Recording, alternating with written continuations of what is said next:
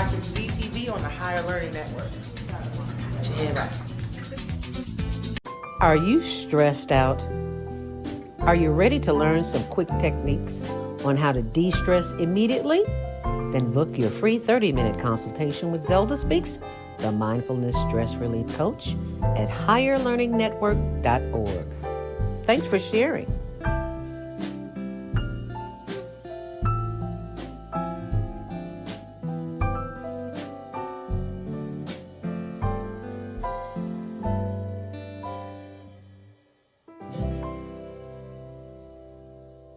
Are you stressed out?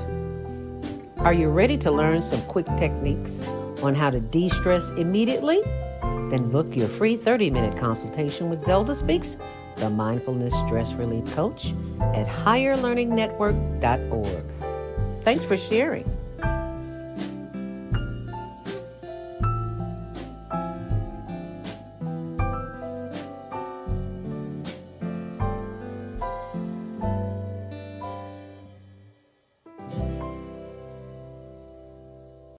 Are you stressed out? Are you ready to learn some quick techniques on how to de-stress immediately? Then book your free 30-minute consultation with Zelda Speaks, the Mindfulness Stress Relief Coach, at higherlearningnetwork.org. Thanks for sharing.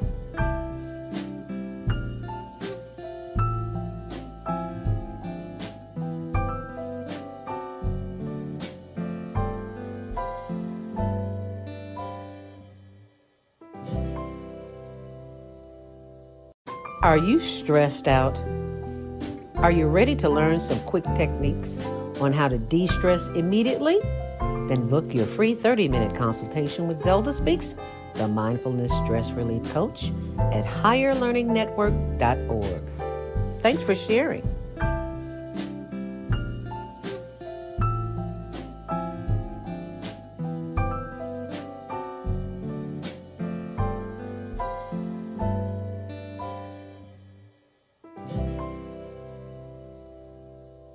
Are you stressed?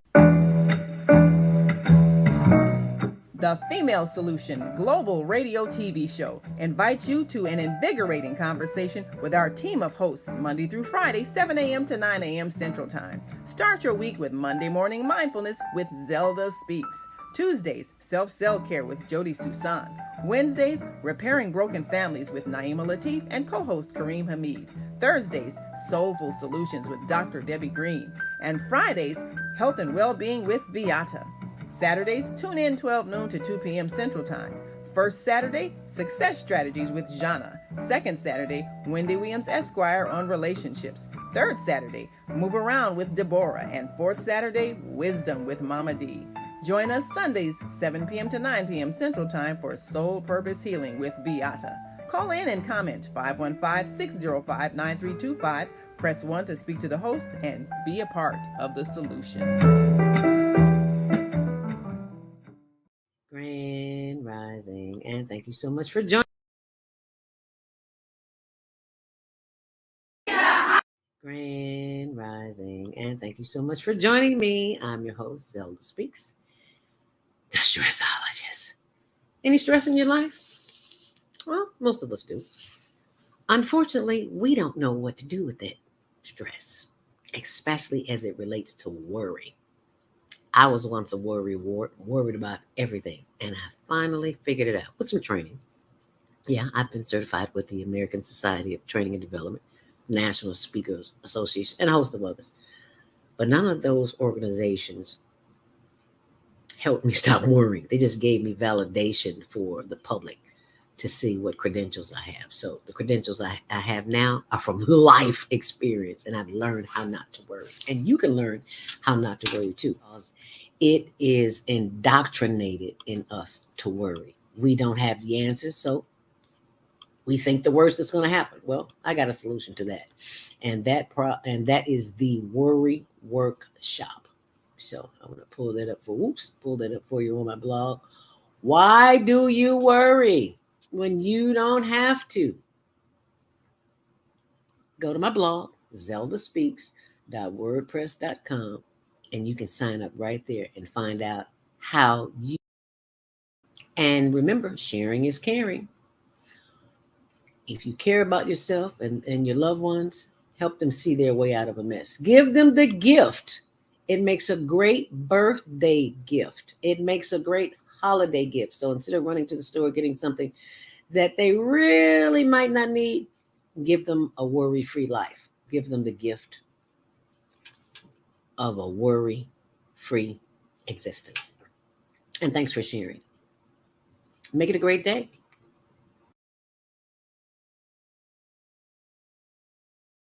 Grand Rising, and thank you.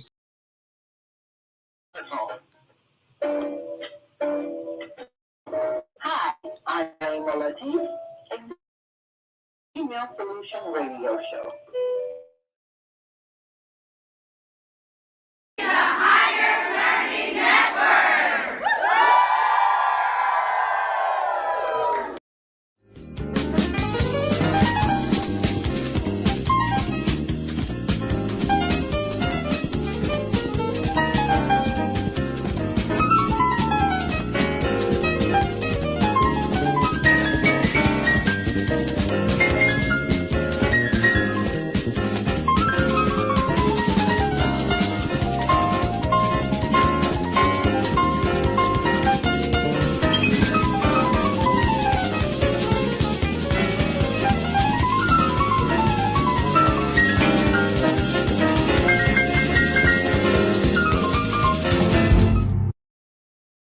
Are you stressed out? Are you ready to learn some quick techniques on how to de-stress immediately? Then book your free 30-minute consultation with Zelda Speaks, the Mindfulness Stress Relief Coach, at higherlearningnetwork.org. Thanks for sharing.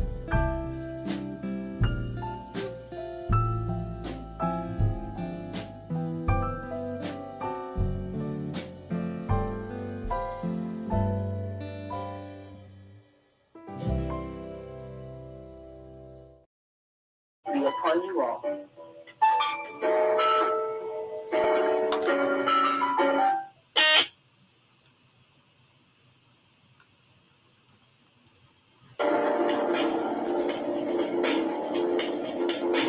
Monday morning, a struggle to get out of bed into the swing of things? Don't worry, you are not alone. Join us for thought-provoking, stimulating, and mindful conversations on higher learning with Zelda Speaks for your Monday morning mindfulness sessions on Blog Talk Radio, the Female Solution. Mondays, 7:30 until 9 a.m. Be sure to send your ideas, thoughts, comments, and suggestions. Also, if you'd like to be a guest on the show, visit ZeldaSpeaks.com and send us your info. We'd love to have you. Experience mindfulness moments with the mindfulness/stress relief coach, Zelda Speaks. And thanks for sharing the mindfulness moments with us today.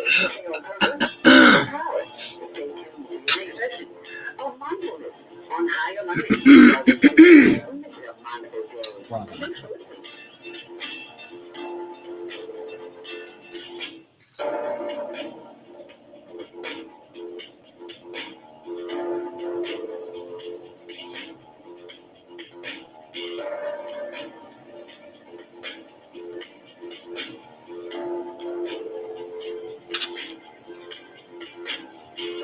Grand Rising, and thank you so much for joining me this morning. It is the last Monday before Christmas, before the holiday. It is Monday,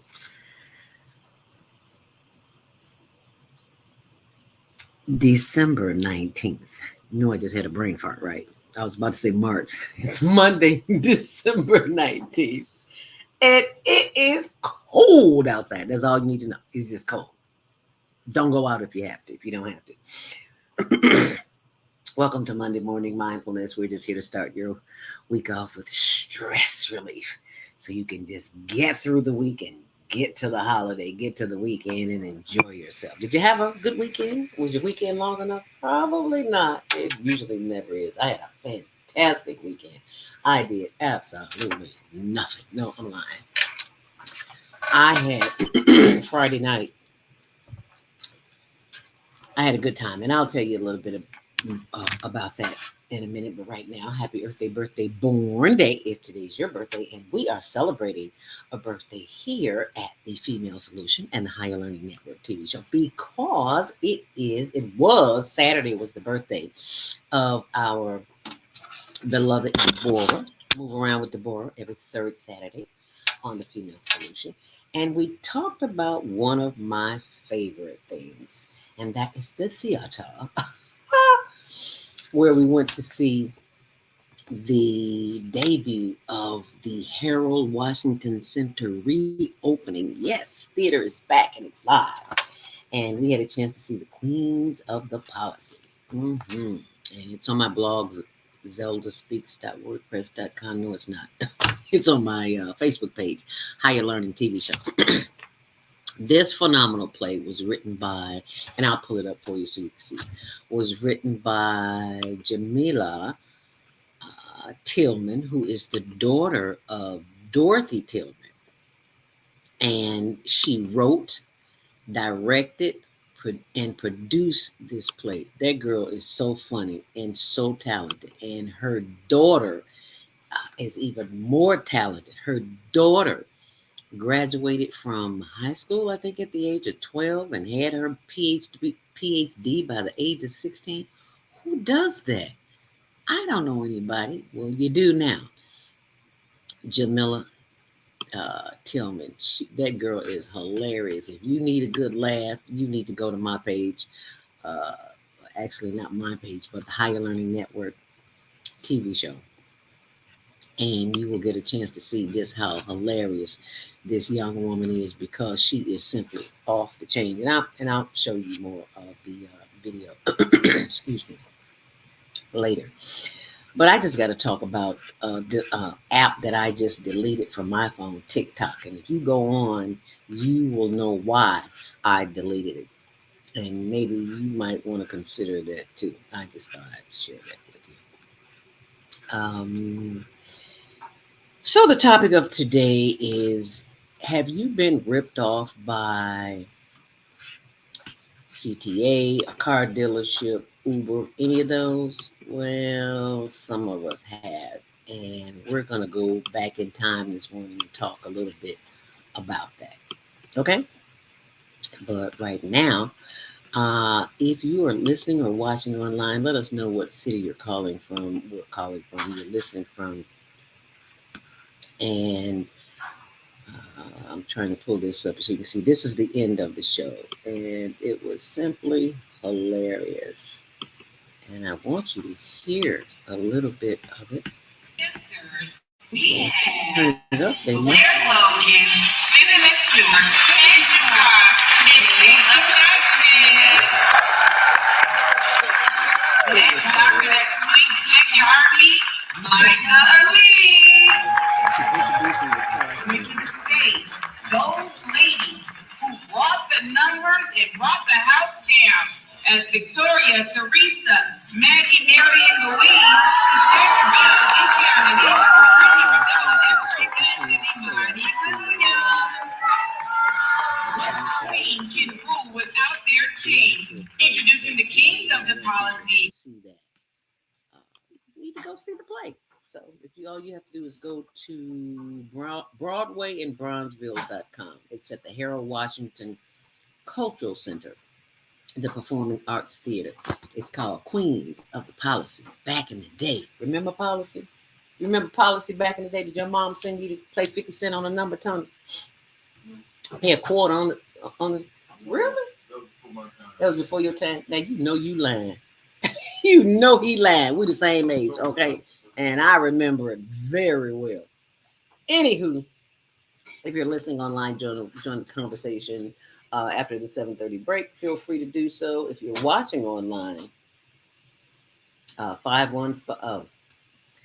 If you're listening, 515-605-9325. Press 1 to speak.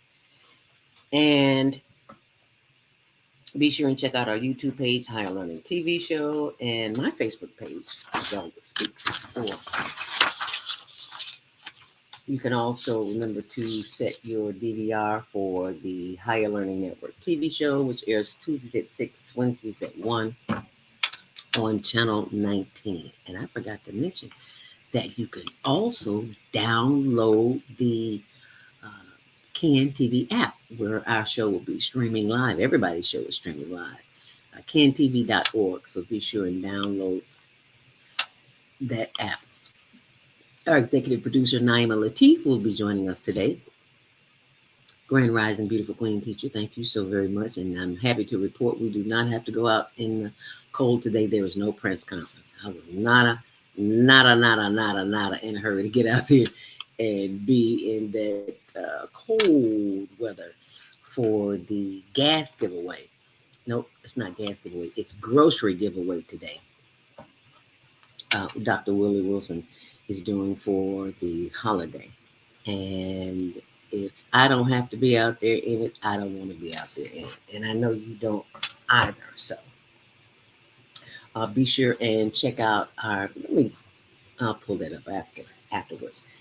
But right now, if you are joining us for Monday morning mindfulness meditation, it will be starting shortly. And also, Victor. Hey, Victor, one of our veterans. Thank you so much for joining us. Yes, very cold out there today. Yeah, I have no intention of going out there. It is.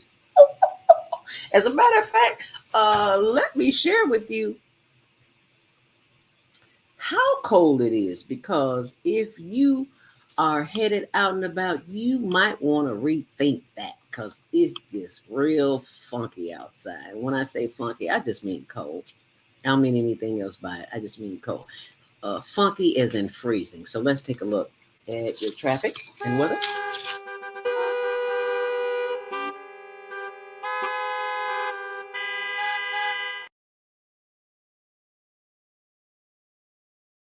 If you are a business owner or entrepreneur in need of anything that you can buy at a big box store, Target, Walmart, anywhere. Your business or entrepreneur, you need to be on itex.com, because you can buy anything. Anything. We bought a car, we've traveled, we've done everything. And you don't pay money, you pay barter dollars. So Chicagolanditex.com. And as we take a look at the traffic and weather, it's mostly cloudy skies. Bundle up, y'all. It's hot. I mean, it's hot. You need a hat. You need gloves, you need boots, you need sweaters, you need jackets, you need all of that. It is 11 degrees outside. It's beginning to feel a lot like Christmas, because it's cold outside, below zero. The wind chill factor is in the low 20s, a possible blizzard coming up this weekend. High today of maybe 27. Don't count on it. There are no reported delays on Metro, but on CTA, today is the last day to ride the yellow holiday train. So if you haven't ridden it, be sure you get out there and ride it today, because today is the very last day in it. Okay? And if you are headed out and about, especially if you have to go to the airport, you should have left about an hour ago. Anyway, it is tight from O'Hare. It is 29 minutes inbound. 29 minutes outbound. It is 37 minutes inbound. On the Eatons, it's 26 minutes inbound, 24 on the reverse. On the Eisenhower, it is 37 minutes inbound and 27 on the reverse. On the Stevenson, it's 25 minutes inbound and 19 on the reverse. On the Day and Rhine, it is 12 minutes inbound, 13 on the reverse, a few delays there at 35th Street.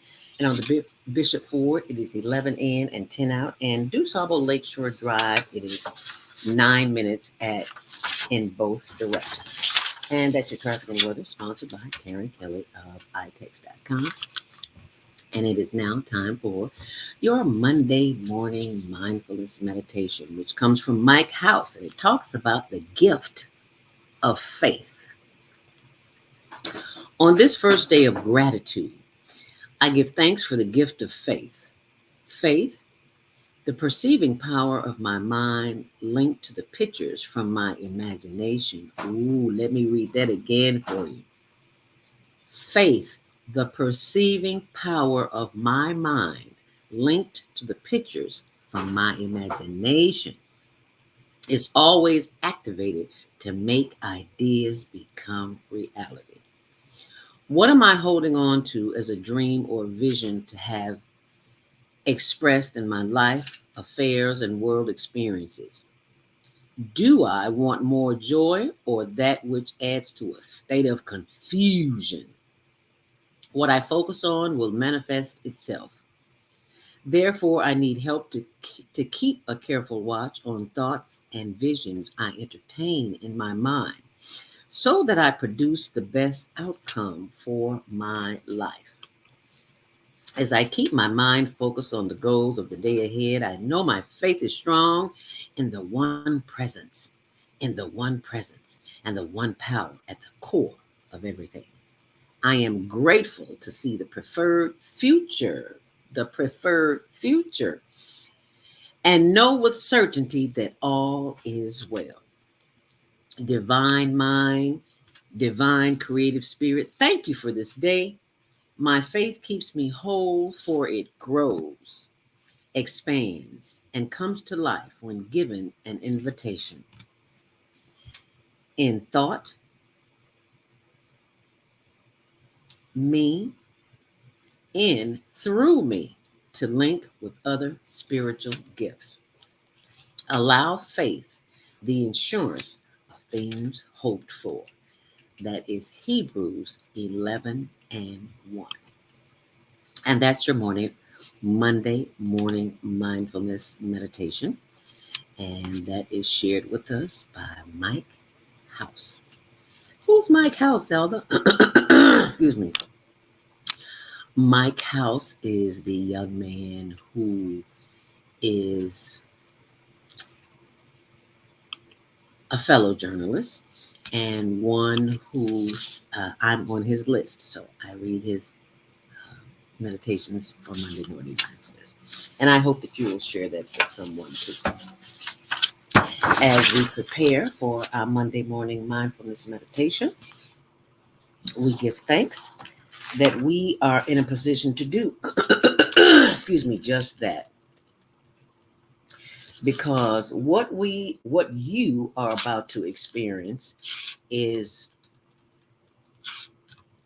the opportunity to calm yourselves in times of chaos and confusion. And this is something that you can practice. I spend close to 10 minutes doing this, but you don't have to. You can do it in 30 seconds.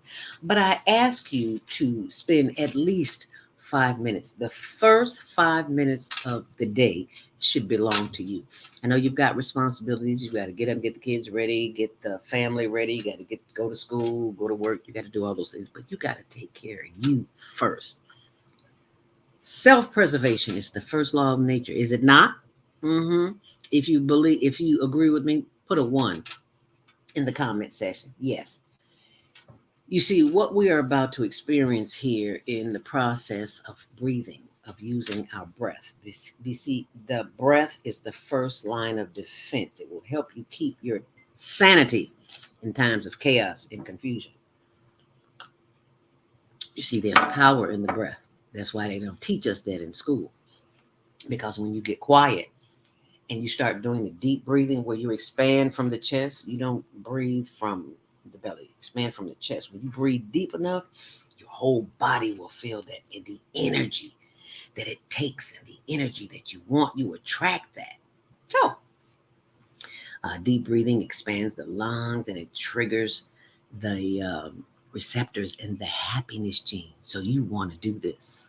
So you wonder why I always have a smile on my face, because I'm always deep breathing, especially when folks get on my nerve and don't know the flavor. Okay, anyway, I digress. So sit up straight, feet flat on the floor, nothing in your chest, nothing on your in your lap, in your hands, your feet. Just get comfortable. Whatever you can do to be comfortable. And let's just start with a stretch, okay? You just want to stretch. Just move. Because an 88-year-old lady in the gym told me, I said, how do you stay so limber? Look so good. She said, baby, a body in motion stays in motion. So just stretch and stretch and stretch. But now, rotate those shoulders left and right. Yeah, get that body some action. You've been asleep all night. Got to get it moving, the tendons and the muscles and the ligaments and the veins and arteries. But Close your eyes. Let us begin the process. And you should not be looking at me. You should only be looking at the inside of your eyelids. Okay? So close your eyes and let the experience begin.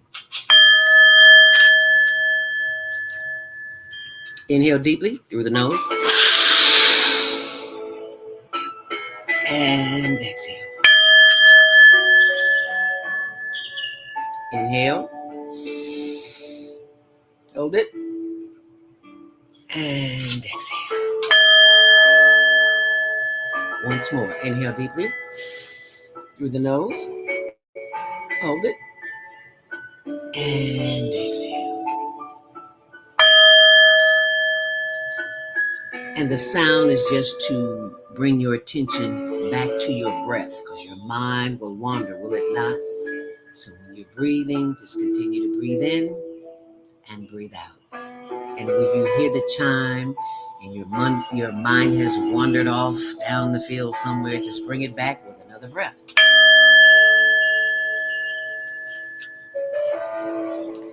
Just continue the breathing process, feeling what that feels like in your body. Breathing in and breathing out. Giving thanks for the power of the breath. Because someone, somewhere, is unable to breathe on their own. And look at you, breathing all by yourself. There is no trachea in your throat. There is unlimited air coming through your nostrils as you breathe in and as you breathe out. Giving thanks that you are at the right place, at the right time, doing the right thing. Because someone, somewhere, is unable to breathe on their own. And look at you, just breathing in and breathing out. And we don't really pay attention to our breath until we have a challenge trying to breathe. Remember, breathe in, hold it, and exhale. You see here at the Female Solution and the Higher Learning Network, we remind ourselves of the power of the breath, because it is the breathing that will save us in times of chaos and confusion. And all you have to do is simply what? Inhale deeply, hold it, and exhale. Giving thanks for the power of the breath that keeps us and reminds us that if we are breathing, we are still here on this earth for a reason. That means we have work to do. And I don't mean work from your job. I mean work on the planet, on your purpose, what you were designed to do, the reason that you were put here. So as we continue to breathe in, hold it, and exhale, we give thanks that we are always at the right place at the right time. As we begin the process of moving our bodies, we give thanks. As we stretch that body. And if you're sitting in a high back chair like I am, if you can, turn the body around. Give those inner organs a little squeeze. All the systems in the body, the digestive system, the pancreas, the gallbladder, the liver, the lungs feel it too, the spleen and the spine, they all feel it, and they are most grateful. You don't hear them saying thank you, but you know they're there because you're still breathing, right? Right. So let us breathe in and let us breathe out. Inhale deeply. And exhale. Now let us close our eyes and pay attention to the breath as we breathe in and as we breathe out. We give thanks. We are always breathing from the nose and being very grateful that we have breath to breathe, because somebody somewhere is unable to do it on their own. Now close your eyes and breathe in. Inhale deeply and exhale. Once more. Inhale deeply and exhale. As we remember that the breath is our first line of defense, and it will keep us in a place of peace if we use it properly. As we continue to inhale and exhale, knowing that we are always at the right place, at the right time, doing the right thing. And we give thanks that we listen to the still smart part of us, quiet.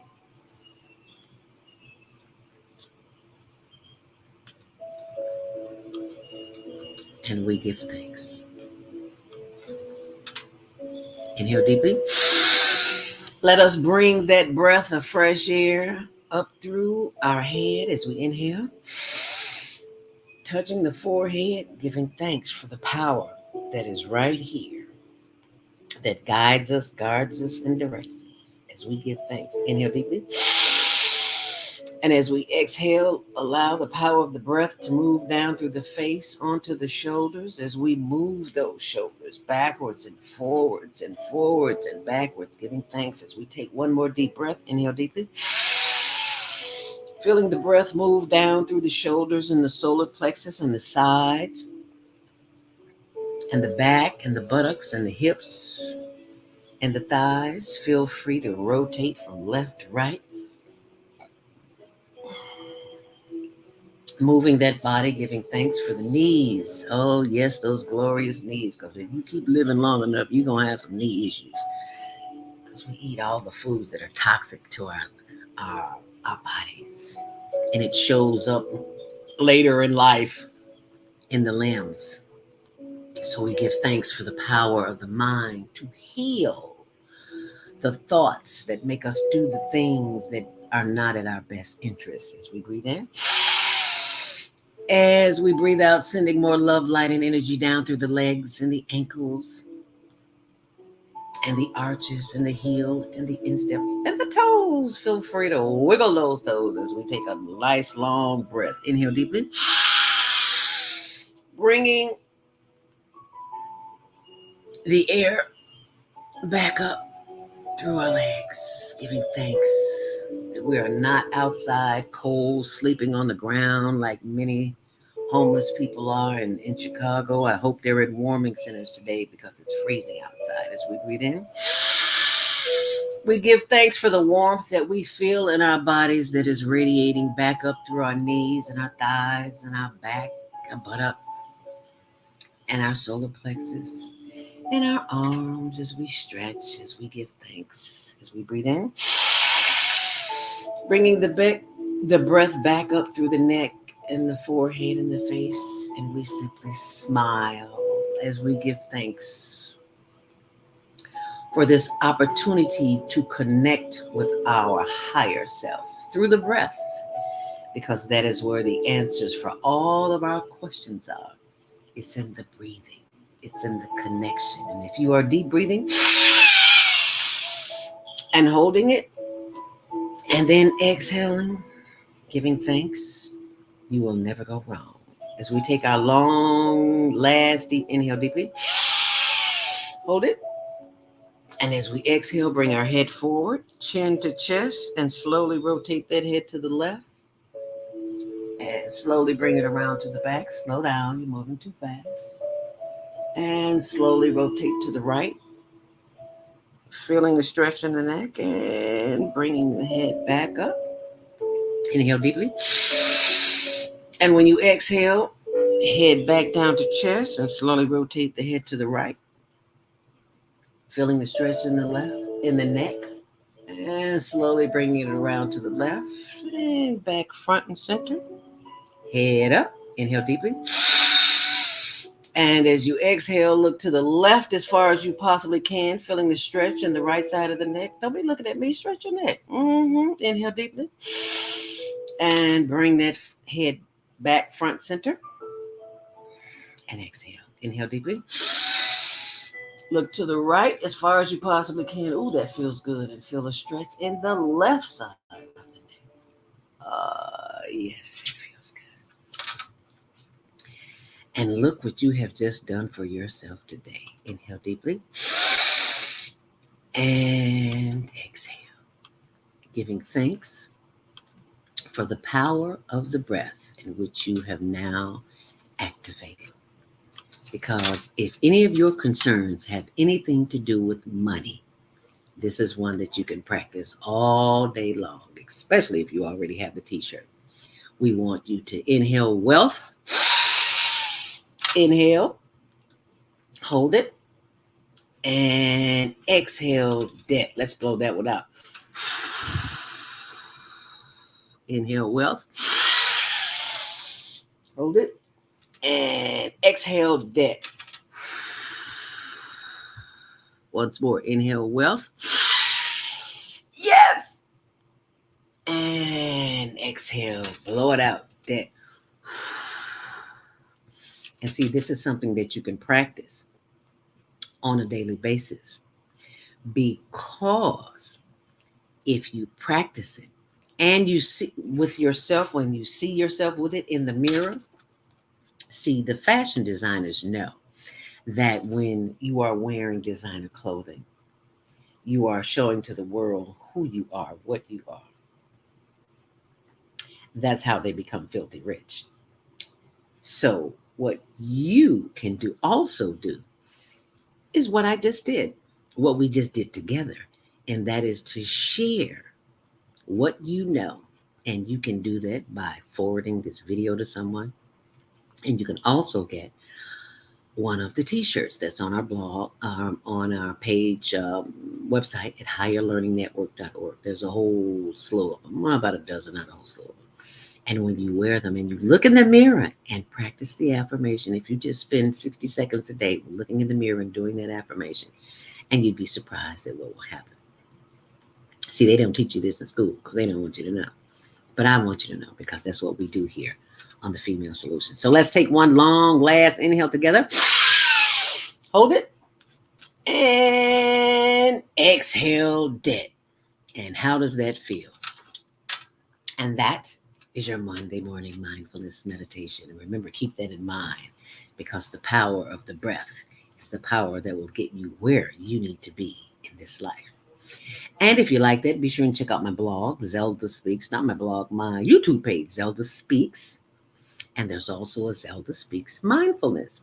So check them both out on our YouTube. I'm sorry, did I say blog here? On our YouTube channel, Zelda Speaks Mindfulness. It is 7:30. It is time for our Monday morning mindfulness break, our first commercial break. And during the break, text somebody and let them know that the Higher Learning Network is on, and we are here to stay with you. So be sure and check it out, and we'll be right back. Crime in Chicago continues to increase. Community and politicians must come together to make a change.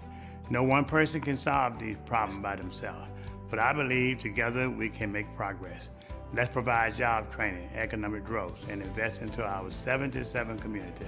Let's rebuild and restore Chicago. Vote for me for mayor of Chicago. I'm Dr. Willie Wilson, and I approve this message.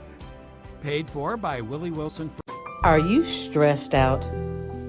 Are you ready to learn some quick techniques on how to de-stress immediately? Then book your free 30-minute consultation with Zelda Speaks, the Mindfulness Stress Relief Coach, at higherlearningnetwork.org. Thanks for sharing.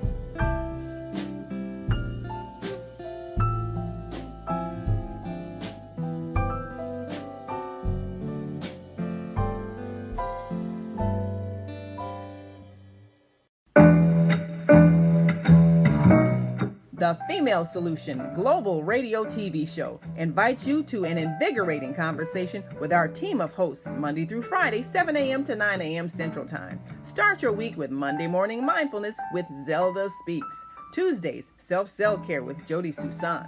Wednesdays, Repairing Broken Families with Naima Latif and co-host Kareem Hamid. Thursdays, Soulful Solutions with Dr. Debbie Green. And Fridays, Health and Wellbeing with Beata. Saturdays, tune in 12 noon to 2 p.m. Central Time. First Saturday, Success Strategies with Jana. Second Saturday, Wendy Williams Esquire on relationships. Third Saturday, Move Around with Deborah. And fourth Saturday, Wisdom with Mama D. Join us Sundays, 7 p.m. to 9 p.m. Central Time for Soul Purpose Healing with Beata. Call in and comment 515-605-9325. Press 1 to speak to the host and be a part of the solution.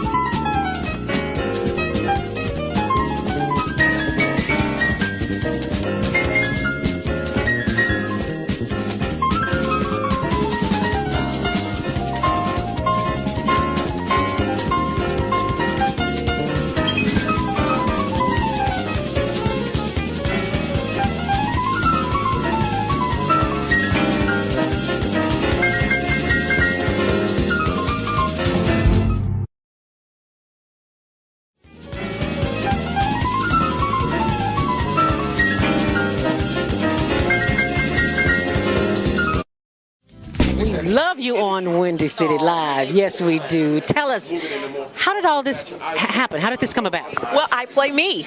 I play Val Warner in Chirac, which is really cool. So when people see this movie, they are literally seeing Val, and I am a reporter in the movie. We talk about the violence, but what can we do personally?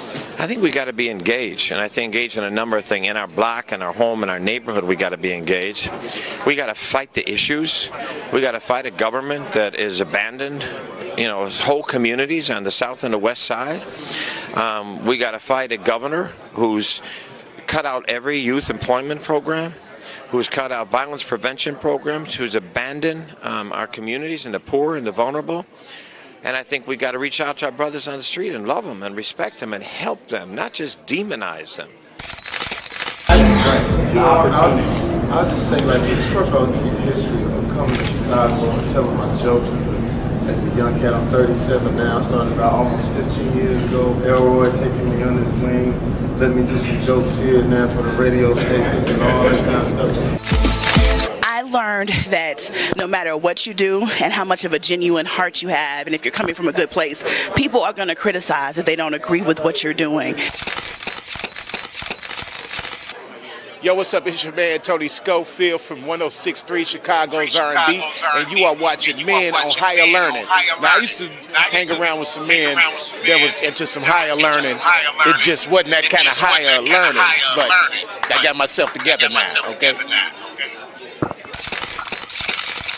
What is it that you do in your quiet time, in your meditation time, that allows you to bring us the films that you do? I sit courtside in Madison Square Garden, world's most famous arena.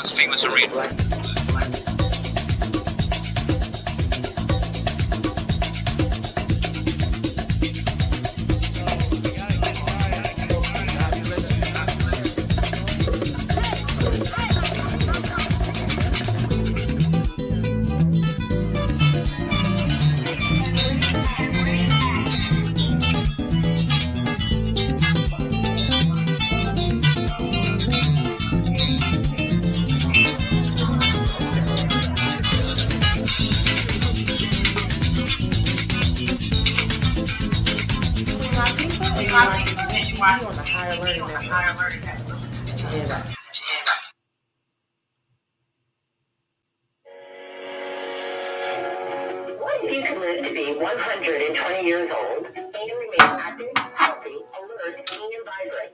Our bodies are made up of cells that are constantly rejuvenating. So if we take proper care of ourselves, we can literally defy aging. Join us every every Tuesday from 7 a.m. to 9 a.m. Central Standard Time to learn about self-care from Susan Essentials on the Female Solution Blog Talk Radio Show. Learn how to help your body and yourself feel rejuvenated each day through proper nutrition, sleep, frequency medicine, and many unconventional methods of self-care. I'm Jody Susan. Join me and my amazing guests by calling in at 515-605-9325 and press 1 to speak. We'll help you achieve a breakthrough in your health today.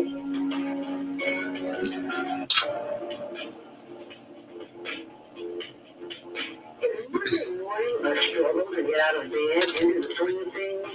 Don't worry, you are not alone.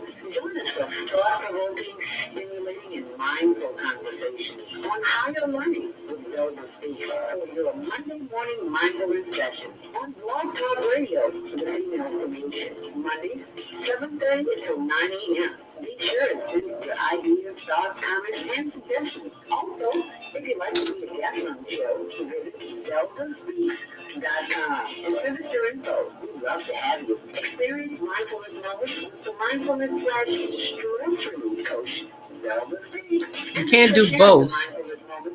You need to hang up, or you got light behind you. I can't see your face.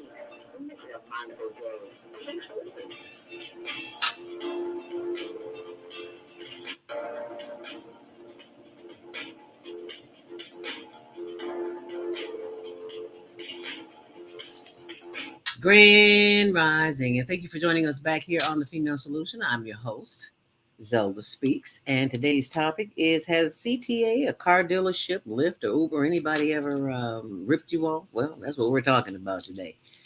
And Victor says, have a wonderful day, Zelda. Getting ready for the day. Remember, together we can move mountains and be the change we want to see in the world. You're absolutely right, Victor. Thank you so much for joining us this morning.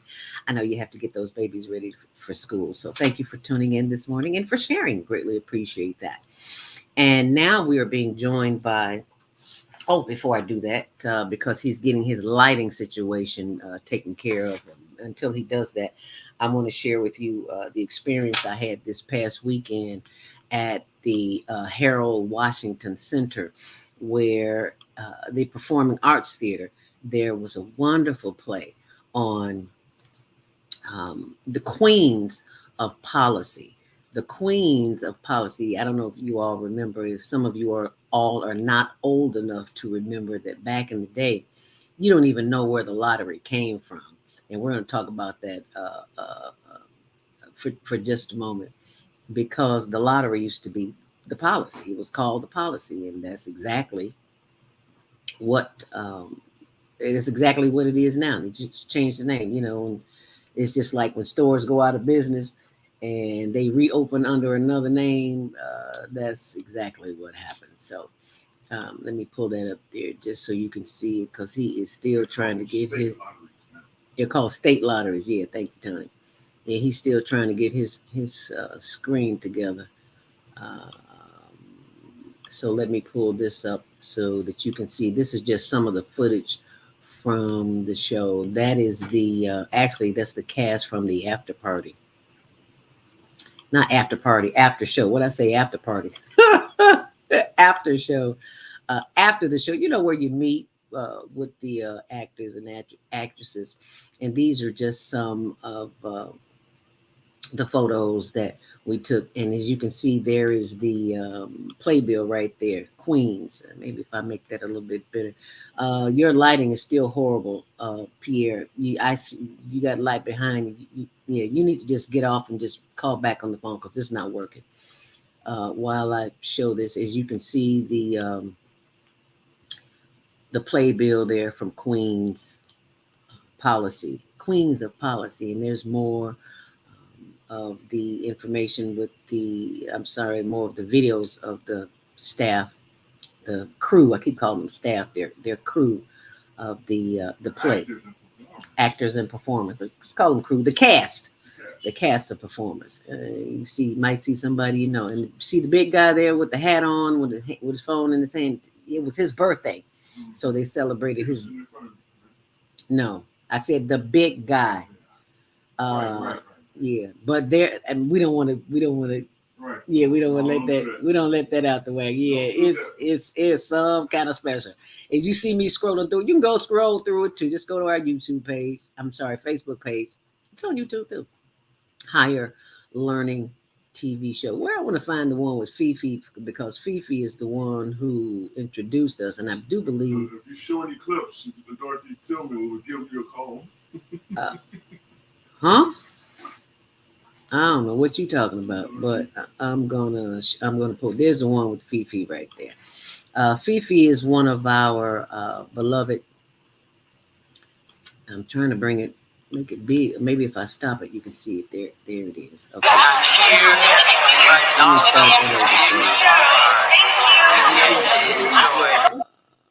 Hey, Fifi. Okay. Her name is Phyllis, but of course we call her Fifi.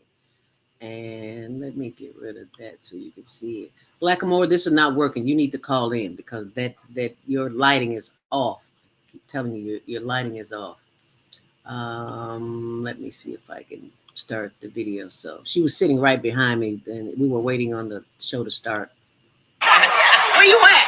Right here. Where's here? She's at Washington Theater. And I'm here inviting all of those whose gigs are. We're here to enjoy the production of Is It Hero? Queens! Queens of policy, baby. Old school. So I love you guys and thank you for coming. Thank you. Oh, thank you. And here's the rest of the game. The original lottery. Yeah, the original lottery. There's Save it. And there's the rest of them. They're down there running off at the mouth. A lot of people miss too. What'd you say? Oh, yeah. What'd you say? And I said, oh, yeah, that's the part a lot of people miss. They don't know. That so many people play the lottery, Yeah. they don't even know where it really came from. They You have no idea. understand? Came from them. The original lottery. White man stole everything from me. Melanated man made everything. There's a book called Black People Made Everything. I can't remember his name, but if you Google it, it's on Amazon. Everything under the sun. I was like, oh, yes, that's true. You know it's true. Now you know. And you know it's true. Absolutely. I'm trying to get the rest of the crew. I look for. Okay. There they are. They'll see them. Say, hey, Sandy. Tell Sharon and Stu where they at. Tell them to wave. All right, now y'all gonna see yourself on the Higher Learning Network, okay? Check us in the mail. We had so much fun. We hadn't been anywhere in a long time that wasn't work related. We're always somewhere out filming something. But it was just nice to go sit in the audience and be entertained. And unfortunately, Mr. Blackamore has lighting issues, and we see behind you. Maybe if you put the light to the side of you, because your face is shaded out, and that does not look good on screen. So while he's trying to figure that out, let me remind you to set your DVRs for the Higher Learning Network TV show, which airs Tuesdays at 6, Wednesdays at 1 on Channel 19. And you can also download the app, CAN TV app. It's cantv.org. And you'll see, as a matter of fact, let me see if I can put you. Ooh, I think that looks better. Let me see if I can add him to the screen. Oh my goodness, that looks a whole lot more better. Thank you so much, Grand Rising. Thank you. Yeah. Lighting is everything. You need to turn something off because you hang your phone up or something. Okay. There goes the phone. Yeah, it was the phone. Okay, so okay, now let me get the volume back. So the question of the day is, has a car dealership, CTA, Uber, Lyft, or other transportation company ripped you off, or have you had a bad experience? If you've had a bad experience, let us know. But right now, I want to welcome to the show one of our workers here, one of our team members here at the Higher Learning Network, and that would be Mr. Jon Pierre Blackamore. Welcome to the show this morning. Good morning. How are you? I'm wonderful. You're looking fabulous this morning. A cup of tea will do it every time. Thank you very much. Appreciate it. That's a beautiful complexion. Well, now, I wish I could say I had some makeup on, but I don't. I just put some lipstick on and coffee. Yeah, you're glowing this morning. I'm glowing because I'm warm. Because there's a lot of not warm. It's a lot of folks that's freezing, and I must ask those who are watching to please take a moment out of your busy schedule and pray, if you can do nothing else, for somebody somewhere who's sleeping on the ground. Mm-hmm. You woke up from a nice warm bed, went to a nice warm bathroom, and had yourself a nice elimination. Did you not? Did you have a nice warm towel to put on your face to get the sleep out your eyes? Did you have any of that? Then you are blessed beyond measure, because it's a whole lot of folks, and Mr. Blackamore knows that one of the things that we do at the Higher Learning Network is to help the homeless, and that is to help them keep warm. And as you can see, if you go to our YouTube page, which is it's our Instagram page, HLN.homeless.project.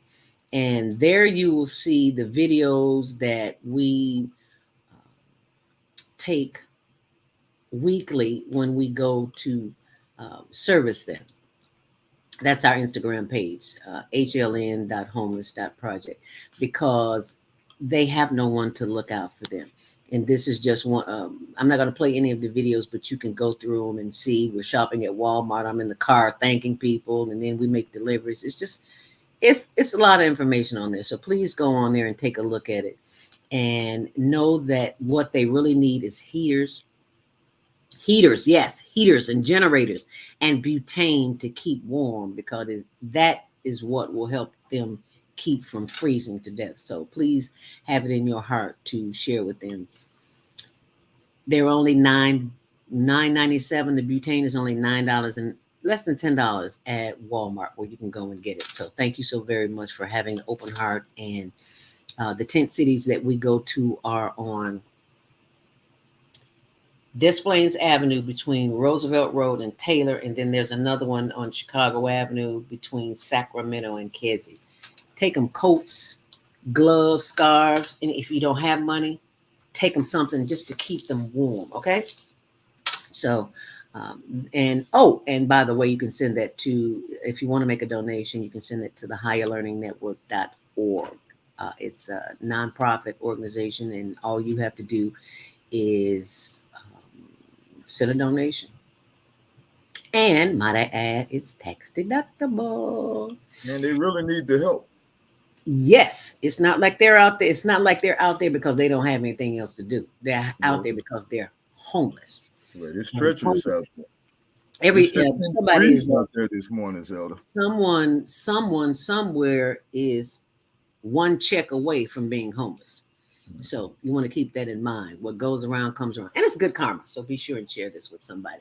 But today we're talking about how you've been ripped off by the system, and the system meaning a car dealership, CTA, Uber, Lyft, or any of that. And Mr. Blackamore, one of our team members, is had that experience. And when he told me what happened, I said, well, maybe you should come on the show and talk about it, because if it's happened to you, it has not. It probably has happened to someone else.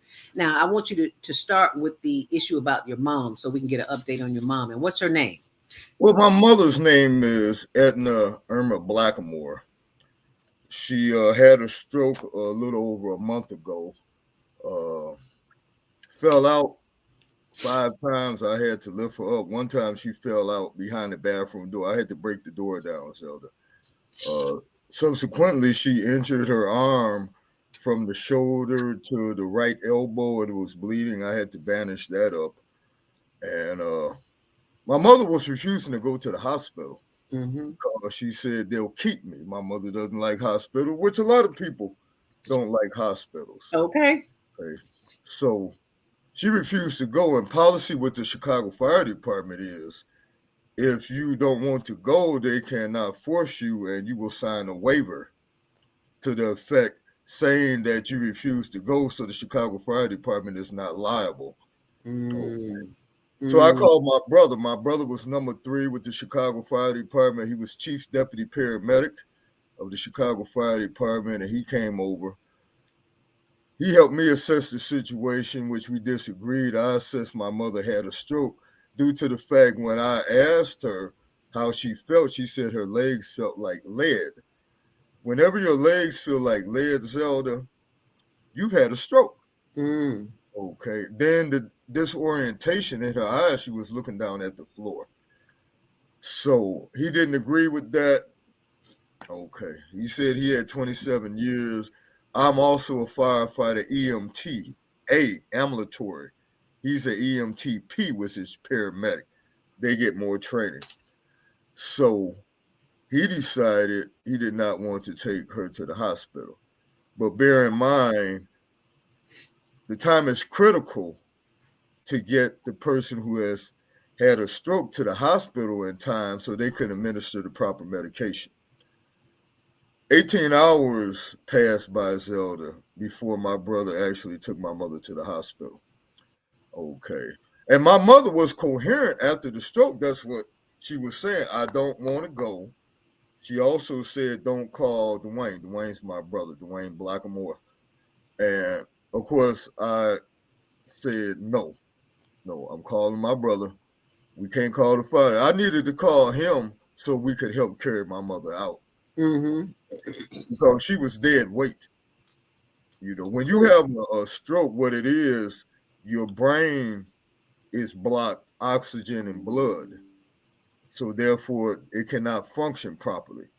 So the functionality of her legs was gone. They were dead. Okay. So I wanted to carry my mother out. Of course, if we would have taken our mother at that particular time, she would have been much better off. In her present state now, and that's another subject, the rehabilitation places, which are basically also nursing homes. Illinois law that was sponsored by some lawmaker, I'm still doing research on that individual. Jamila. They passed a law that says you cannot have guardrails on the side of a bed in a rehabilitation or a nursing home, which is totally idiotic because a home has the same beds that a hospital has, which are the small twin beds. If you go left or right, either way, you can fall out, Zelda. Okay, and that's what occurred to my mother after she was doing well initially at Christ Hospital in Oak Lawn, and they moved her to the Pro Media rehabilitation place across the street. Over there, they weren't doing their job. My mom or other people in her situation need to be administered stool softeners because they cannot get up and go to the bathroom themselves. Now, you might not know this, but inactivity on the individual can make your stool harder than if you're constantly moving. Okay, so what happened, her rectum was ruptured and she was bleeding. She was bleeding internally. My mother almost bled to death. Oh my goodness. Got down to a 6.5 blood count. Anybody out there in YouTube land, if you know about medical issues, 6.5 is critical. You have 15 hours to reverse that situation, or otherwise you're dead. Okay. And on top of that, my mother's a Jehovah's Witness where you cannot administer blood. You can only administer blood plasma. Blood plasma does not carry the oxygen throughout the body where real blood does. So you're probably getting half of the action that you would get from if you use real blood. So it was touch and go. You know, I mean, all we could do was pray. That was left in God's hands. as to whether my mother was going to survive. Miraculously, she survived. Okay? And she was doing better. But subsequently, hospitals are so crowded nowadays, Zelda, that they require, after you have been administered the proper diagnosis that you're supposed to get, you have to leave, whether it's going home or to a rehabilitation place. They will not keep you. Whoa! And your mother had a stroke. You know what? Just to interject here, I was listening to the news the other day, and I heard a nurse come on and say, if you come to the emergency room, expect to spend 8 hours to 3 days to see you. Right. I was really like, bad. what? So subsequently, she recovered enough to go to another rehabilitation place. This one was out in wasn't Country Club here.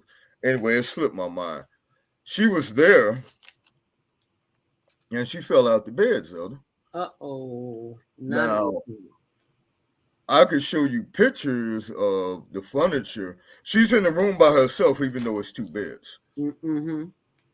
On either side of the individual beds is a dresser drawer that has sharp edges, which of course all dresser drawers have 4 corners, and they're sharp.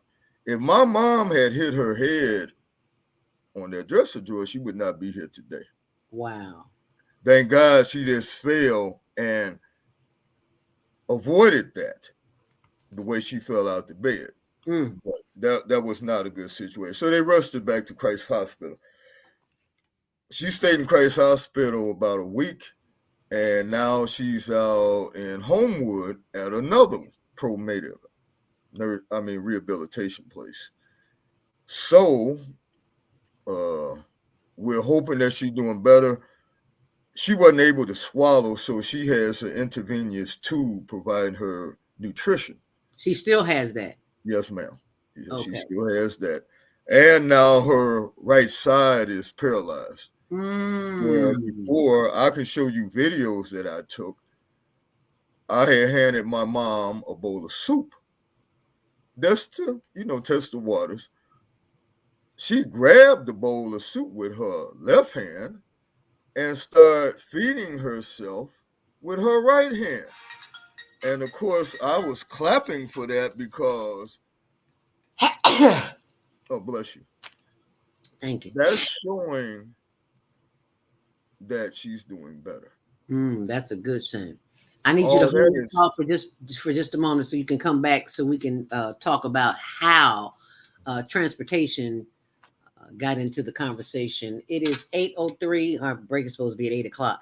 And you're listening to Jon Pierre Blackamore tell a story about how his mother's stroke affected his ability to go see her. And that's how we came up with the topic. How has a car dealership, CTA, Lyft, or Uber, any of the other transportation systems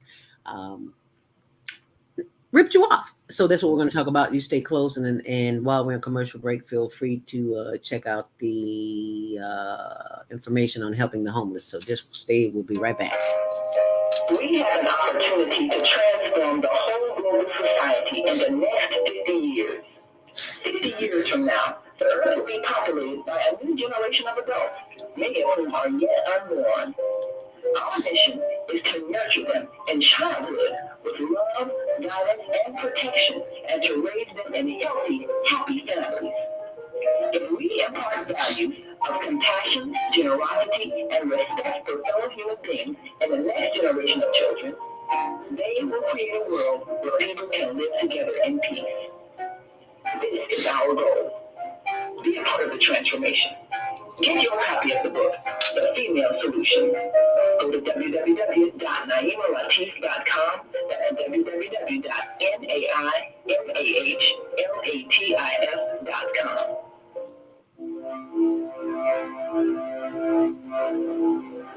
Do you want to live in a world without war? Join our global peace movement movement.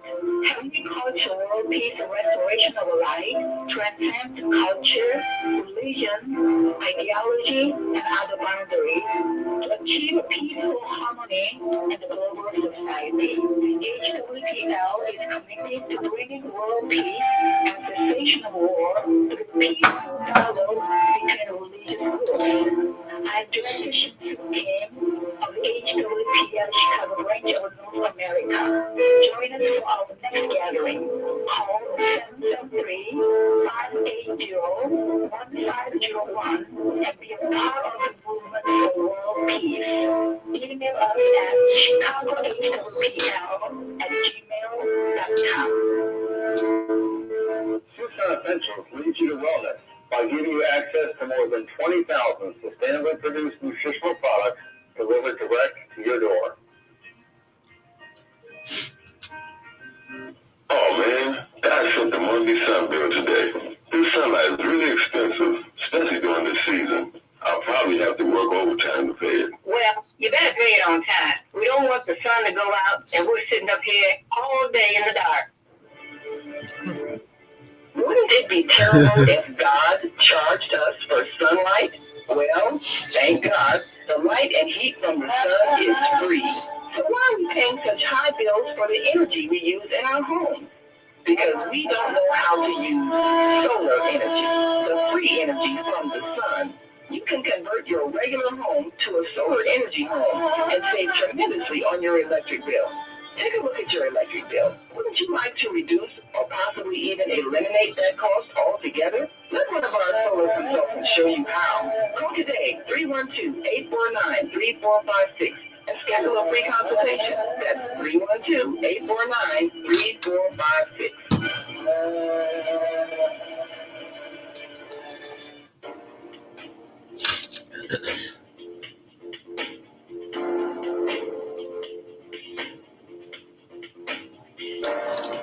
And thank you for joining us back here on The Female Solution. Welcome to Monday Morning Mindful. I'm your host, Zelda Speaks, and reminding you to help the homeless. It's freezing outside today, y'all. It is freezing. Some of you all don't have to go outside. I am one of those, and I am grateful for it, but I'm also grateful that there's somebody listening who will find it in their heart to make a donation, or go to Walmart or Target or Home Depot or somewhere and get some butane and take it to some homeless people. The ones that we go to, as you can see, are on Des Plaines Avenue between Taylor and Roosevelt, and also on Chicago Avenue between Kedzie and Sacramento. And this is from our homepage on higherlearningnetwork.org, where we help the homeless stay warm, and we hope that you will do the same too. Tax-deductible donations can be made at higherlearningnetwork.org. I'm not going to play any of the videos. You can go and see them for yourself. But we just ask that you have a heart and help those who can't help themselves. And we thank you in advance because it is a tax-deductible donation. As we get back to the subject at hand, it is 8:08. We are speaking with HLN team member, Mr. Jon Pierre Blackamore, and we're talking about how car dealership, CTA, Uber, Lyft, or any other transportation has ripped you off. And before we went to break, we were talking about his experience with his mom, how he wound up having this experience. So you were talking about the progress that your mom has made after being in the hospital. Now, when you left the hospital, that's when the drama began. So share with us that experience. Well, you have to understand rehabilitation homes and nursing homes are regulated by the state, but they're loosely regulated by the state. And that's to say that they're basically short of staff. It's kind of like what the CTA has been doing for many years. They used to have conductors that would look out on the side of the train, and the driver of the train is called an engineer. Now, you know, sometimes they have trains that are 25, 30 cars long. Yeah. You cannot look from the front of a car and see all the way to the back of a car. Nope, That's why people have doors slammed on them. And sometimes the train moves when people are still trying to board. Mm-hmm. So the CTA thinks that they can save money, but in the end, they're losing money because of the multi-million-dollar lawsuits that are filed on behalf of the people that have been injured because of this oversight cost-effective measure that's in reality not cost-effective at all. Okay. So the nursing homes and rehabilitation places are basically utilizing the same methods. They, where my mom was at, they had one nurse, Zelda, for 80 people, which is nowhere in the world. Did you say 80? Yes, ma'am. 80. 80. One nurse for 80 people. 80 That people. is unheard of. Okay. Some of them don't even have a doctor on staff. They have a nurse practitioner. Because that's cost effective to them. Right. A nurse practitioner, you can Whole get lot 4 less nurse than a doctor. practitioners. Excuse me? Whole lot less than a doctor. Right. You can get 4 nurse practitioners for the price of 1 doctor. And they're utilizing that. I mean, it's the same at the healthcare centers. They now have the utilization of nurse practitioners instead of doctors. Okay. So I went up in there and I'm looking at my mom and I don't see any nurses. Okay. I was with my aunt that day. My aunt took me out to Palos Heights. That's where the place was. Now she's in Homewood. It's the same corporation, ProMedica, that runs these organizations. And I found the CNA, Certified Nursing Assistants, that provide help to the one nurse. Okay. And what they do, they make sure temperatures don't go overboard. They also have individuals that will wash the people up and also make sure the feeding tube is correct so it's not clogging. Make sure they administer stool softeners because a lot of people are in my mom's situation where they cannot get up and go to the bathroom themselves. Right. Okay. I need you to forward fast this into the experience, though. I need you to do that because it's 8:15. Oh, okay. Well, the experience is Uber and Lyft. Leaving the hospital. Let's start there. You called Uber. Right. And you were where? Out in Palos Heights. And where is that? Palos Heights is southwest of Chicago. Okay. Like if you go on 95th Street, you would hit Evergreen Park first, then Oak Lawn. Palos Heights is way further. Okay. But the deal is these prices that they charge. I'll give an example. From my house to a Jewel is 10 blocks, Zelda. On a livery cab or a marked taxi cab, I say marked cabs, those are the cab, I'll give the example, Yellow Cab Company. All right. Which is out of business now, they're defunct. You might see yellow cabs, but yellow cabs are subleased, and that can be determined on the front door. It'll say individually owned by whoever. But this is a rate sheet from a cab company. My grandfather owned 30 cabs back in the 50s. I've been involved with the cab company since I was a child.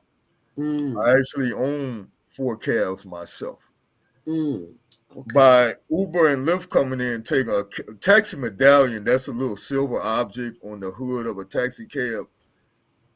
You still have to buy the car. The medallions were $300,000 by themselves. That does not include the purchase of an automobile. They're now 35. Isn't it like $5,000 or something? You can buy one for $7,000 now. Yeah. So they went up. Yeah. So anyway, they tried to charge me $30 for 10 blocks, which is a $7 block. 10 blocks. $30. $30. Okay, now was this prime time? What time was this, in the evening? this could be prime time or sub prime time. Because I know they do charge more in prime time. Right. But this was subsequently done on Sunday, Monday, Wednesday, Thursday. I did this and I made records. I took screenshots because they give you an estimate of the price of the ride. And I'm like, you got to be kidding me, because like I said, I've got the city of Chicago sanctioned rate sheet right here in my hand, which are the current rates. And the current rates, mind you, here, I'll give you a quote. The current rates are 5 blocks, $4. 10 to 11 blocks, $5.25. Okay. And this is about to go up because the city is taking in mind the price of gas going up. So in order for a driver to make some money, the prices have to go up. But what Uber and Lyft has done, Zelda, when they came in, they actually had a meeting with the Black-owned livery services, because as we well know, the Black neighborhood does not get the colored cabs to come in their neighborhood for whatever reason, and I won't go into that. So we had to get our own cabs to service our own areas. All right. So that's what we did. Persian livery, Jet livery. Persian was the oldest cab company in the city, over 80 years old. Had over 100 cars. So we had a meeting with them. Basically, Uber stole the idea from the Black livery companies to use, bear in mind, a regular automobile as a taxi cab. But look what they did, Zelda. They changed the name from livery or taxi cab to what? Ride share. They changed the name. Okay. Changing the names does not change the concept or what's being utilized. It doesn't. Okay. But we didn't know what they were going. I was at that meeting. That was over 7 years ago when Uber first came to the city. And what Uber did is undercut the prices of the taxi cabs and the livery cab. Oh, everybody's excited. Oh, it's so cheap. Once they established dominance over the city of Chicago, they went wild. They put Yellow Cab out of business. So the company that's been in business since 1910, put them out of business. How do you do that? Okay. Yellow was slow to recognize using the app. Now, every marked cab has the app. You see a Curb. You're familiar with Curb, CURB, and all those other apps. They were too slow utilizing that. So they filed bankruptcy, went out of bid. Smart enough to sublease their name as a franchise like Burger King, McDonald's, KFC. That's the only reason you still see those cabs. But after they established dominance, they're in the pocket of our mayor, by the way, and other subsequent mayors across the United States. Of course. Because you have to have a chauffeur license to drive a rideshare. It's not the same, bear in mind, as a driver that's driving livery or taxi cab. And I actually had one of those because I actually drove for Uber when they first came out. Did you? Oh, yes, ma'am. I still got the license. I drove for Uber 2.5 years. But then they started stealing money from the drivers. Okay. Which they're still doing. Back when I started, you would actually see the price that the customer paid, and you would get the lion's share of that. Talking to drivers now, they get a screen on their phone. That's how the app works. And the customer gets a screen. The customer screen utilizes the price that they're paying for the ride. The driver's screen utilizes how much money they have stolen, and initially they're going to pay that driver. So for a $20 fare, a driver only gets $8, Zelda. That's not, oh, wow. Right. I mean, you can do the math. Yeah. Uber gets the rest of it. They're taking the lion's share. So like I said, they have established dominance in the taxi and all over the world. This is not just Chicago. They have established dominance around the world. You can be in Cairo, Egypt, and get an Uber. In London, England. Wow. Okay. In Morocco. You could be anywhere in the world and get an Uber now. Anywhere in the world. Anywhere in the world and get an Uber. They even have Ubers in Gary, Indiana, which, you know, Gary doesn't really have that many people because of the steel industry left Gary years ago. Right. But still people need to get around, especially in weather like this. I mean, it's like 15 degrees out there right now. And I checked this morning. They've gone up even higher because it's cold out. So they're squeezing the consumers. Everything's on our back. Right. And nobody can do nothing about it. If you complain to Consumer Services, of course, Consumer Services is the agency that runs taxi cabs and livery and rideshare. Right. They're not going to do anything because it's you know, it's in their pocket. It's 8:21 if you just joined in on the Female Solution and you want to join the conversation. 515-605-9325. Press 1 to speak. As a matter of fact, we've got some calls. We need to take we don't want to keep our callers on the phone too long. 706-202. You are live on the Female Solution Grand Rising. I do believe that is Baba Kwame Sunhorse from Georgia. Grand Rising, Baba. Grand Rising, Sister Zelda, and greetings to my brother Bianchi. And you know, no, that's not Bianchi. That's Jon Pierre Blackamore. Oh, okay. Sounds like it, doesn't he? Yeah, he does. He got that baritone voice. Yeah.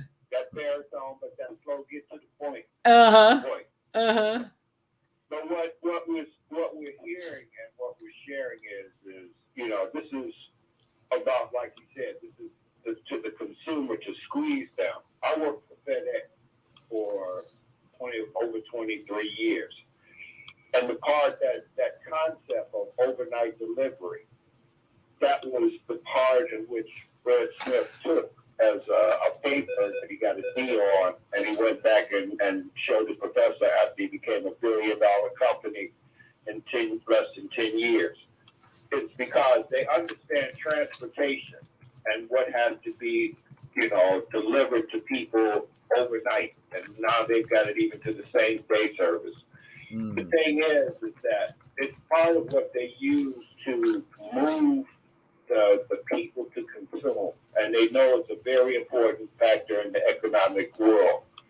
So what they've done is they've taken that concept that was done with FedEx and UPS, those two, and they've taken it into transportation, because transportation right now is a key point in how we have our economic wealth and our economic consumers. It's because this is why the railroad right now is getting the government to move, because everything is going to run by rail, because 2050 agenda is to have the trade road, the same thing that China's doing across the world, and that everything is going to be moved by rail. And so by water and by rail and on land, that's why they're making the electronic trucks to do that delivery service. The thing that they're looking at is being able to have control over consumers. And that's what they're doing with this, because we created Jitney. It was created back in the early 1900s. It's because transportation, people couldn't afford cars, but they had to get to the stores. And this is the way they design areas, what they call food deserts. They have less markets in the hood than they do in the gentrified areas. So getting a person from point A to point B, and Uber gets a big clientele Friday and Saturday night, because what are people doing? They don't want to get a DWI, so what do? Take you to the club, have somebody come pick you up. So they've already calculated through technology how to create wealth for them by addressing people's needs. And this is a challenge that we have as a people because of way they situate and create urban areas. Urban means you're bad for nature. In a rural area, basically everybody has a truck or a car, and they know how to get around. There's not a lot of Uber service. There's in the area I'm in, to get an Uber, you won't pay out the pocket. Oh yeah. So absolutely, people keep their vehicles and be able to transport themselves back and forth. The city was cut off, and you saw that in Jackson Park and over there on the lakefront. They cut the L off. Mm-hmm. They cut the transportation coming from downtown. They do that in order to know that we have to mess with them economically. Mm-hmm. And that messes with people's economic, they can't work. Mm-hmm. They can't get to point A to point B or to get to the grocery store. You used to see jitneys lined up in front of grocery stores. Sure did. And all the way up A&P. Sure did. To transport people to take their groceries off. When I was a kid, we used to get our wagons. And the little wagons we would put people's groceries in it and walk old ladies home and get a nickel or a dime. Yep. And that's what jitney came from. The word jitney means a nickel, 5 cents. Mm-hmm. A cheap ride. So we're looking at, the economic attack on our people as being able not to be able to get the services that they're needing because we're paying taxes, but they're cutting off the transportation, the CTA. Mm-hmm. Used to be you got a little token that you could just drop in the box. Now you got to get a card because everything has gone into technology. Right. So, and I learned how to drive because my mom, my stepfather was a jitney driver. And you learn to drive to speed because, something like the round seat and the blue cabs up and down South Park. Yes, which is now King Drive. Right. You only could go from 35th to 55th. Mm-hmm. That was the length. Maybe from State Street back to Lake Park. Because those were our areas, and this is the way in which we got around because you had to have a little bit of money to own a car, and then the parking in the city is also, really hard because you can't only park in neighborhoods. And all of that was a factor in how they began to create this way of new wealth. And like you said, around the world, because people are now getting transported, because you're getting people from this country going into other countries, and they need to be able to have service. And this is part of a greater plan that they have in place, and we have to begin to understand and see how this is working, because we are under attack as a people of color. Because you look at, since I've been talking, there's a child, maybe 2 children were born every 7 seconds. A baby is born. And what they're seeing is people of color are reproducing faster than they're getting rid of us. And they're dying off faster. And so what they're knowing is that they're getting ready to become a minority on this turtle island.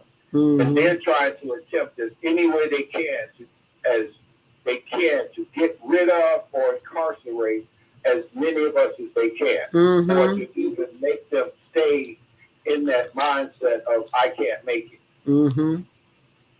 You are absolutely right. And for those who are watching online, I am on the page that Baba Kwame Sunhorse sent me. It's called Reason, REASON. It's the Reason Foundation. And if you look on there, you'll see the information about, the history of jitney and how it came to be and what's really going on in the world of transportation right now. You are so right, Baba Kwame Sunhorse. You hit the nail right on the head. And I will post that information on our blog coming up in the 9 o'clock hour when we do the after show with Naima Latif. But it is 8:29. I missed our first commercial break by just a few minutes. So when I come back, I'm going to take more calls. 773-221. You are live on the Female Solution. But so stay close, and we'll be right back with more of Jon P. Blackamore and his store on how the CTA, well, not CTA, but Uber is ripping folks off, and he was one of them. Uber and Lyft. Uber and Lyft. Okay, Right. so stay close. We'll be right back. Hi, I'm Dr. CJ of Valora Health, where we combine orthopedic manual therapy and neuroscience to treat the whole person. Health tip for the day is keep it moving. Doesn't matter how, just keep it moving, doing something you enjoy. Walking, dancing, rolling on the floor with your dogs or kids, really anything. The body craves movement to keep the bones, joints, and muscles happy. Even our mental health and internal organs and digestive system rely on our movements. Thanks for being a part of the Higher Learning Network on the Female System. Do you worry about finances, family, health, job, relationships? Are you in pain? Do you feel stuck? If you answer yes to any of these questions, help is available. Don't worry, you're not alone. It's part of the human process. You only feel this way because you haven't mastered the voices in your head. No hype, just down-to-earth, solid, workable tools and techniques that you can practice daily. It's really food for the soul. Whether you want to learn how not to worry about anything, reverse type 2 diabetes, publish a book, promote your product or service, or just make extra money. To take advantage of the deal of the day, go to zeldaspeaks.com or call 212-409-6619. Mention promo code The Female Solution and get free shipping. That's zeldaspeaks.com or 312-409-6619. Stop worrying today. Visit zeldaspeaks.com. Our kids are the future and should not be left behind. One person should not decide what is the best for our 77 communities. Politicians must work together for our kids' best interest. They deserve a safe education with resources that meet every student need. Let's rebuild and restore Chicago. Vote for me for mayor of Chicago. I'm Dr. Willie Wilson, and I approve this message. Paid for by Willie Wilson for mayor. Hi, I'm Naima Latif, executive producer of the Female Solution Global Radio TV Show. We are a part of the online network of Associated Internet Radio hosts, On Air. On Air empowers you with transformative news and interactive radio TV shows. This is such a wonderful time to be alive and to see our human family coming together as one community as a result of that powerful tool, the internet. We can now talk directly to each other all over the world. There's no need for conflict or misunderstanding. There's no need for violence to solve our differences. We can talk to each other face to face until we reach an agreement. On Air offers a fantastic global guide to communicators from all over the world who are using their internet platform to inspire us to strive to be our best selves in order to become the kind, compassionate, loving people we were all born to be. Once we do that, we'll see planet Earth transformed into a place of peace. Subscribe to the recommended YouTube channels, Facebook pages, and podcasts created by these Voices of Enlightenment. On Air provides daily news briefs and a weekly magazine to keep you abreast of events and opportunities. On Air news affiliates in television, radio, and print share information, insights, and interviews with notable personalities. Go to OnAirEverywhere.com for a daily dose of uplifting news. We're on air everywhere, online all the time. With a simple blood test and food plan, foods are essential to help your business, your family, and you eliminate toxins and create a step-by-step plan to nourish your mind, body, and spirit. Click here to learn more. Everything you need, what your body needs, is found in nature. So Susan Essentials doesn't do it any other way. Tucson Essentials provides your employees and individuals access to over 20,000 nutritional products, and they are shipped direct to your door. Because Tucson Essentials is certified in plant-based healing, we're committed to offer you the best nutritional supplements on the planet. They're non-GMO and sustainably produced, and we take the guesswork out for you.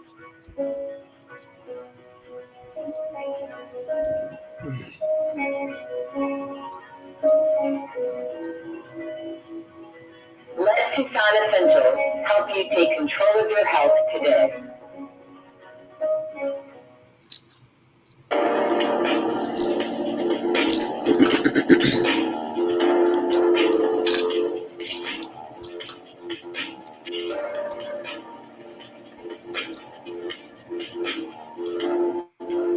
And we're back on the Female Solution. Welcome back to Monday Morning Mindfulness. I'm your host, Zelda Speaks, and we are with Mr. Jon P. Blackamore, who's sharing his horror story. Let's go to the phone line, 773-221. You are live on the Female Solution. Grand Rising, what's your name? Where are you calling from? And what's your comment? Yes, Andrew Clarence Merrill Nelson, also known as Admiral Nelson Bay of Chicago, Illinois. Hi, Andrew. Thank you for I calling. remember my mother and I would go, St. Mark from like 2660 South Parkway before we came King Drive. We would always take a 3 or 4 going south, and then sometimes we would go to Mr. G's grocery store on 29th Street, and we take a jitney, and we go around like 35th and King Drive and that. The drivers, whether it's yellow cab driver, Uber, etc., they have to pay for their own gasoline, right? I never drove a cab. I couldn't tell you. What, Mr. Black? I assume they do. What was the question? Do they pay for their own gas? Yes, they do. Of course they do. Yes, they do. All drivers pay for their own gas. I need to go to something with a card under the roof. We can't hear you, Andrew.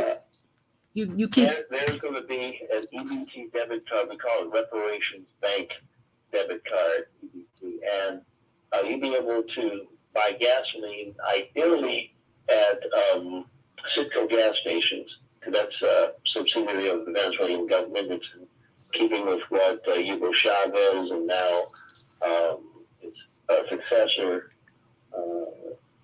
Maduro, would facilitate Black folks in America. You may remember in the wake of Hurricane Katrina when Hugo Chavez, the president of Venezuela, offered free or very low cost gasoline. Yes, I do. African Americans. Yes. That's still on. That's part and parcel of the reparations via self-determination movement led by Brother Ramsey Yunus of both Atlanta and Detroit. And what we're trying to do as we develop this reparations bank debit card, there'll be 4 different versions of it, and people will be able to buy gasoline for 8 to 99 cents per gallon, and the card will pick up the difference. Imagine getting gasoline at 8 cents to 99 cents per gallon. My imagination is not that great in Chicago. I don't see that happening here. Because they got this pat. Would be for cab drivers. I want to bring yellow cab back to Chicago. I want to bring jitneys back to Chicago. That whole concept, and it's revolutionary because business is warfare. Can you give the brother my telephone number, please? So he can call me. Sure. I sure And can. I will do that. Dr. Willie Wilson. I'm really glad with Alderman. That's his name. Jamal Green. Okay. Sophia King. All righty. I'll be sure that he gets your information so that he can contact you. So thank you so much for calling and for sharing that information. And so if you'll finish the story, because we got about 15 minutes here before the show wraps up. Go ahead. Okay. So subsequently, Uber and Lyft By the way, Lyft is now owned by Uber. Uber Okay. bought Lyft. Okay. So they're working independently of each other, but they're still on the same concept of providing rides for people in the city at inflated price. Okay, because as you well know, the CTA does not run on schedule. They have a schedule that you can use. Chicago Transit Authority, they have an app where you can see, oh, the bus is supposed to come, but what they have are ghost buses that show up on the schedule, but they never actually appear. Oh, okay. And the same with the trains. They have ghost trains that never show up. So you're standing out there freezing. So if you have some money, let me grab a cab. And if you're in the downtown area, the Hyde Park area, or the North Side area, you can easily get a cab. But outside of Chicago, the west side of Chicago, that is not true at all. Okay. That's why we have delivery cabs, which they refer to as bootleggers, which Uber and Lyft stole and call now ride share. Okay. That's what they did. They stole that. And once they established dominance, they inflated the price. And this is, they tried to charge me $80, Zelda. 80 from 87th and Ashland to your place. $80. Wow. That's $28 to $30 fare in a cab or So how did you resolve that? What happened? I called the neighborhood livery and I was able to get a ride. Oh, okay. They wanted to charge, but they I called Jet Livery. Okay. $28. Yeah. $80. I've got the screenshots. I believe. And I say them because I want to go to Consumer Services and ask them the question initially. How is this possible when they're supposed to be regulated? They are, even though they're called ride share, Zelda, they are still a taxi cab service. Okay. That makes the difference. Like I explained, this sheet, that's regulated by the city of Chicago, the prices. Okay. Uber and Lyft are not regulated on the prices that they provide to their clients. Oh, they are not? No, ma'am. Not at all. Wow. Not at all.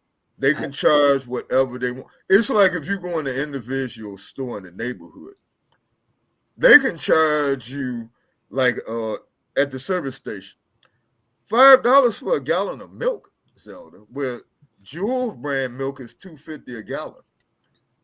They're squeezing also those little, that's another conversation though. The neighborhood service station is squeezing the neighborhood consumers. Wow. Right. And because the city allows it. The city allows it. And this is the city that works. Right. And we have a mayor that's now broadcasting the commercial saying how she grew up poor and da-da-da-da-da. She's copying everything Willie Wilson is saying. Right. But she's a multi-millionaire now. Yeah. Okay. That has forgotten where she came from. Mm-hmm. You see what I mean? Willie Wilson hasn't done that. That's why Willie Wilson was giving out the money and the gas. Then the mayor comes around and wants to give out city money, not none of her millions, right?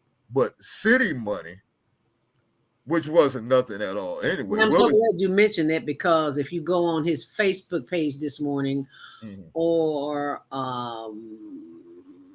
Facebook.com, Dr. Willie Wilson, or our Facebook page, Higher Learning TV Show, you'll see that he's giving away gas again this morning. I'm so glad we didn't be there. His money, though. Yeah, his money. The mayor's trying to give away taxpayers' money. Right. Nowhere near the amount that Willie Wilson's giving. Willie Wilson is a great individual. He has a vision for this city, and it's going to work because Mayor Lightfoot is not getting back in. Right. Yeah. No way. She hasn't done anything for the city. And it's so funny. She's copying everything that he talks about. Of course. She's copying everything, investments in the city. I was like, oh, now she's talking about investments. She wasn't talking about that before he started talking about it. Well, she knows she's a one-term mayor like Trump was a one-term president. Yeah. She Okay. knows. She knows it. So she's out. Hopefully Willie will get in. He has a lot of ideas, which the one I really like is bringing back conductors on the L's because it's dangerous. Bringing back the Chicago Transit Authority police. Every major city in the United States has transit police.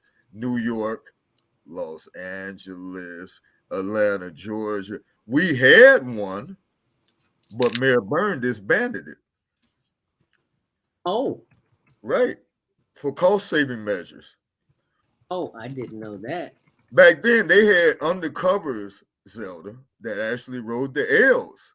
I know I ran into one, and he was a black guy. I was a Chicago police cadet, which are basically junior police officers. You know, we ride around. We provide neighborhood services for the neighborhood and the children. And this guy walked up on me on the L. I believe we was at Randolph and State. Had they weren't using 9mm in the 80s. They were using 38s. Pulled this 38 out on me and talking about I look like somebody they're looking for. Oh, no. Well, I wasn't scared of nothing because I haven't done anything. And then I'm a police cadet on top of that. So I showed him my ID. He apologized. And he said, you're going to be a great police officer one day. All right. Right. But look, like I said, they had undercovers on there. The criminals nowadays, Zelda, realize those cameras are there for one reason and one reason only, to videotape activity that can later be utilized if a crime was committed. Nobody's actually watching those cameras. Okay. That's why you have people smoking crack cocaine. Using the bathroom on the plane. I mean, on the train. Crack cocaine on the L's and right in front of the camera. I saw one guy actually went up to the camera and blew the smoke in it. Ah! Okay. They're smoking marijuana. They sell marijuana, and the police department knows this. Every day it's the same people. When I was taking the L, walking back, and number one, you're not supposed to pass through the cars. It says right on the door that's not pass through the cars. It's 8:47. We've got to get a few more calls in. We don't want people to hang up. We want them to voice their opinions. 872-453. You're live on the Female Solution. Grand Rising. What's your name? Where you calling from? What's your comment? Has a car dealership, CTA, Uber, Lyft ever ripped you off? Hi, who's this? Unmute yourselves, 872-453. And while they're doing that, let me remind you that the monthly Global Virtual Teen Talent Contest is coming up the last Saturday of this month, December 31st. Youth ages 13 through 19 can send in a 1-minute video audition via YouTube. You can make your own channel on YouTube. It's free.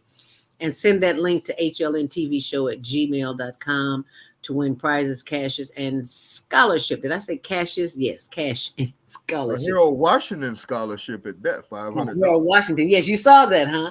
Yes. Okay, 872. You're muted. I don't know what's going on, so we'll go to the next call. 773-977. You're live on the Female Solution. Grand Rising. What's your name? Where you calling from? Well, good morning to all. This is Lois from Chicago, Illinois. Hi, Lois. Hi, everybody. You know, it's sure good to be alive. Yes, ma'am. So if we do the right thing when it comes to Willie Wilson this time, I think that we can get out of this virus and everything else that's going on around here. However, we see what this Lori Lightfoot has been doing for us. So, you know, why don't we all just take a chance? Yeah, what she hasn't been doing for us. Well, listen, I think it needs the opportunity to at least do like some of these other leaders claim they were going to do for us. No one has helped us. No. The women have been helping. We're still protecting them, and we've never been protected. Right. We never received anything. Thank you so much for this time. This is Lois in Chicago. Thank you, Lois in Chicago. Thank you so much for calling in and sharing that. Let's try to get this other call in before we leave. Hand is still up, 872-453. 853. Have you taken yourself off the mute button? And while you do that, maybe we can show the gas and grocery giveaway. If you go to his Facebook page, Dr. Willie Wilson, Dr. Willie Wilson. Yes, go right ahead. Yeah, I just sent you a piece. You're talking about Uber. Uh-huh. The part about it is when you research and find out, the person that started Uber is from Iran. From Iran? Yes. Wow. Like Iraq, Iran? We sent our troops over there to fight with Bush, all of them sent over there to fight for the oil. That this person has come to this country and made themselves wealthy. I sent you the history of Uber. We have to begin to look at to follow the money trail. Mm-hmm. Okay. He stopped because he couldn't get a ride. Him and another person that started it, they couldn't get a ride in Paris. And so they had the concept of saying, we will provide a service with technology that people will be able to call. That's why it's worldwide. Oh, okay. Okay. Wow, I'm trying to pull that up now. There it is. I hope that's I it. just sent you, I sent it to you in a text. Yeah, and I just sent it to my email so I can pull it up on there it is, so I can pull it up on the internet so people can see it. And for those who are watching. So you've got people that fought in the war are fighting to pay for a service that we fought for them to come here and make a business out of what we had created as Africans here in America to transport each other. Mm. Okay, here it is. I'm pulling it up on the screen right now. What is Uber all about? Fun facts about Uber's history. And you can go there on the website, and it is called uber.com/. I'll put it in the comment section so you can see it, but that's what it looks like right there. So, and you can go, and I'm going to read just a tiny wee bit of that for you. Let me pull it up there. What is Uber all about? Fun facts about Uber's history. That's the website that you can go to. Just go to uber.com, and there's the information there. But they're talking about the history of Uber and how it got started. And it's way too much information to share on this show, so because we need to finish up the show, but I'm going to put that information on my blog and on the Higher Learning Network blogs, and I'll share that information with you. Okay, so you can read that on your own. Worldwide. Continue. Worldwide. Who would have ever thought that? Yeah, and whoever would have thought it came from Iran. You're right. Yeah. Exactly. So if you just joined us in today, it is 8:53. Got about 4 more minutes. We're going to wrap this up with Pierre Blackamore and how he has had a incident, experience, whatever you want to call it, with Uber. A revelation. Yeah, of how it's affecting us in the community. If you'd like to get your calls in, you got about 2 minutes. 515-605-9325. Press 1 to speak. Okay, you want to wrap it up, Mr. Blackamore? Well, basically what it's doing, Zelda, is squeezing the community. That's like those red light cameras for squeezing the community. Okay, if you got caught on those, what they would do, the fees would double if you couldn't pay them initially. Then they would tow your car and attack your bank account. This was on the Mayor Rami manual. Wow. And the majority of the cameras were in minority areas. Okay. Mm-hmm. If you went up north, they even had one on 55th Street going towards Hyde Park, but by the power that Hyde Park generates, they took it down. In one part, but the other one is still up when you go across 57th Street. But the political power behind Hyde Park and also the University of Chicago, people might not realize the atom bomb was created at the University of Chicago. Wow. Right. The bomb that was dropped on Nagasaki, Japan, and the other city that stopped the war, that bomb was made at the University of Chicago. Okay. University of Chicago wields immense power, not just in Chicago, but in the world. Oh my goodness. So they pulled that little stunt. And but otherwise the red light cameras are still in poor brown and black neighborhoods. Okay. Even though we have a brown mayor who on her campaign promise said she was going to get rid of all of those. Don't mean nothing. It didn't mean nothing. So she has not fulfilled any of her campaign. Because I am a witness, honey. We were on 5. Count them. 1, 2, 3, 4, 5. I want to be sure you heard me. 5 payment plans for all the tickets that we get illegally and have to keep going to court. It's like I just may as well get a room in the court. Right. They throw them out, but the fact is you got to go in there. You got to go in there. Okay. And the thing on the red light cameras, it doesn't matter if you're a police officer or not, because that's a computer that takes the camera. If a police officer don't pay those fines, they get suspended. Yes, ma'am. Oh, okay. Because it's not like an individual writing out the ticket. The computer takes that with the picture. So it's logged in the system. You can't take that out. Wow. But it's big business. Yes. Okay. And basically it puts a squeeze on the consumer for Always. no reason. Those are not being utilized in school zones and park zones. You can't tell me that. They're being utilized in zones to make money where it's a lot of traffic. That's it. But our mayor is supposed to have compassion for the people in her new commercials. Oh, how I grew up poor. The mayor has no compassion for nobody. They copying everything Willie Wilson doing. Exactly. And a blind man, Stevie Wonder, could see that. Exactly. So the situation that we're dealing with here is a bad situation because I know it could be done better. If I was mayor of Chicago, I might run. I'm really considering that. You have to have an ear to the street. You have to know what the people want. And you also have to know that you cannot be bought, because that is a seat where you will be purchased. Right. And that is the advantage Dr. Willie Wilson has over those who are running. It's like, you cannot give me 50 or 100 or even 200. He's got all the money to pass a bill. Yeah, he got all the money.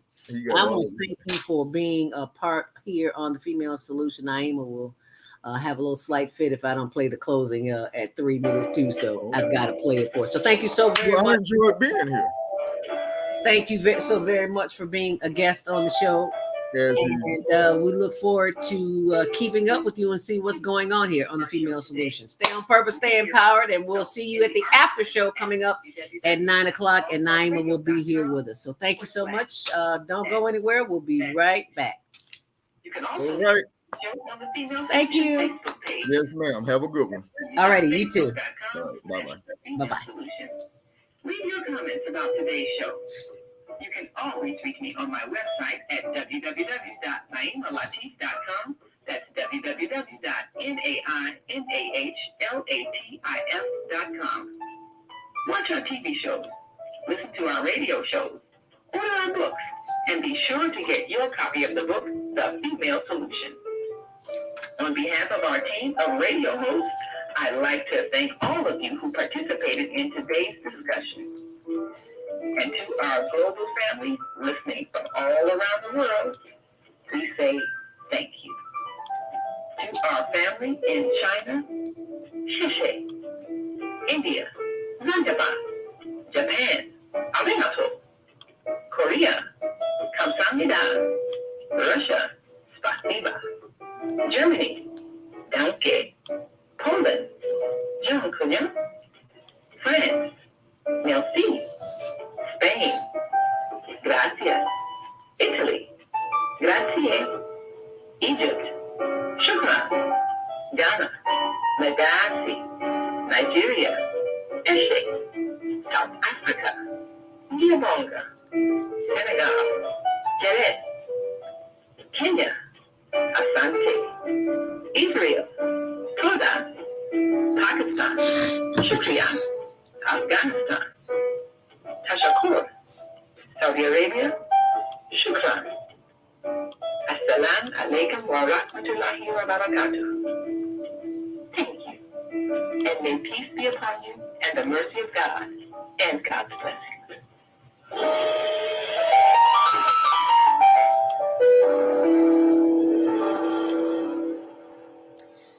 And it is officially the after show. If you're on Blog Talk Radio, you want to comment, press 1 right now, or you may not get a chance to do that. Naima Latif is handling a family emergency, but the after show will continue, and we will be joined by her in just a few minutes. But until she gets here, the after show is live, and you are welcome to share this video with anyone or text someone and let them know the after show is on. And while she's doing that, I want to point out to you the locations in which Dr. Willie Wilson is giving away groceries and gas. $25 in groceries today. And those locations are as follows. Well, actually, it started already at 8 a.m. at the Pete's Produce, 1543 East 87th Street. And also on 1411 West 87th Street. 9 a.m. he will be Little Village, 3311 West 26th Street. 10 a.m. Montrose Food Market and Deli Marketing, 6601 West Irving Park. And 11 a.m. 6211 North Nagel Avenue. That is for the grocery giveaway. Now, this is for the gas giveaway locations. People are always calling me at the last minute. I'm like, go to his Facebook page and you will see the information there. So it is every gas station you can possibly think of. 76 in Jeffrey, 78th and King Drive, 87th and 1400 East 87th. Mobile station at the writing so small, 850 East 63rd, Amico station 4402 West Roosevelt, BP station 35th 342 East 35th Street. You can see there's a whole line. There's 20 of them. There's a ton of them. I'm not going to read them all, but you can see the information there. So share this video with somebody who needs some gas because the gas giveaway is tomorrow and people are lined up already. And it's cold outside. You know, it's you really got to be cold to stand outside to wait on a certificate to get some gas. Some groceries. You really have to need those groceries. So people are lined up, and it's below zero. It is what? I did the weather this morning. It was so cold. I can't even remember what it is. It was so hot in here. I had both heaters on. Now there's only one, and I got a little chill, but I can deal with it because I got some hot tea, which is now cold tea because I forgot about it. It's cold tea, but yeah, only 11 degrees today. Ooh, that's a whole lot of cold. So be sure and go to his Facebook.com, Willie Wilson. But now I want to share with you. You know where my heart is. I am always trying to help those who don't have a place to keep warm at night. They just don't have it. And we have it. And we're watching them suffer. What's wrong with humanity? Why are we not concerned about people who are living on the ground in the city of Chicago? Why is that? Well, ever since the death of my little brother, Douglas Robinson, that happened. And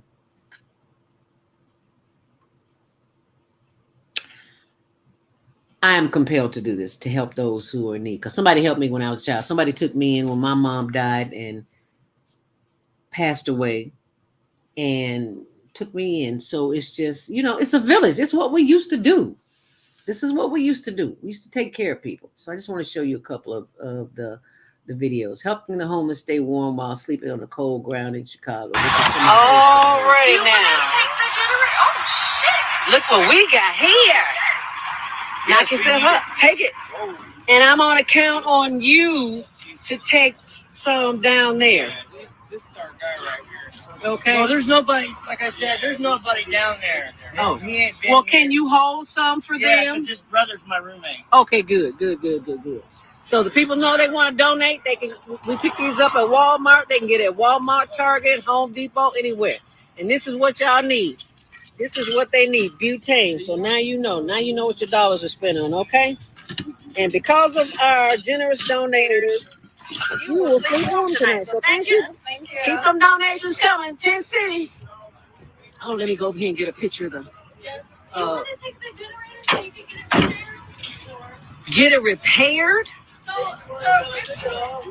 Somebody ripped it off. But this is where you can come, 10 City, right here. Okay? All right, y'all. 10 City. Thank you. And that's just one of the many videos.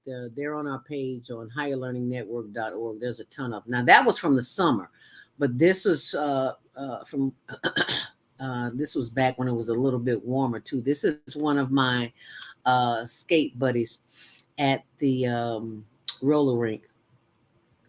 And of course, I can't skate anymore, but I can still play bid whist. So I will hurt you when it comes to a game of cards. Anyway, I digress. But this is from Val Cersei Cox.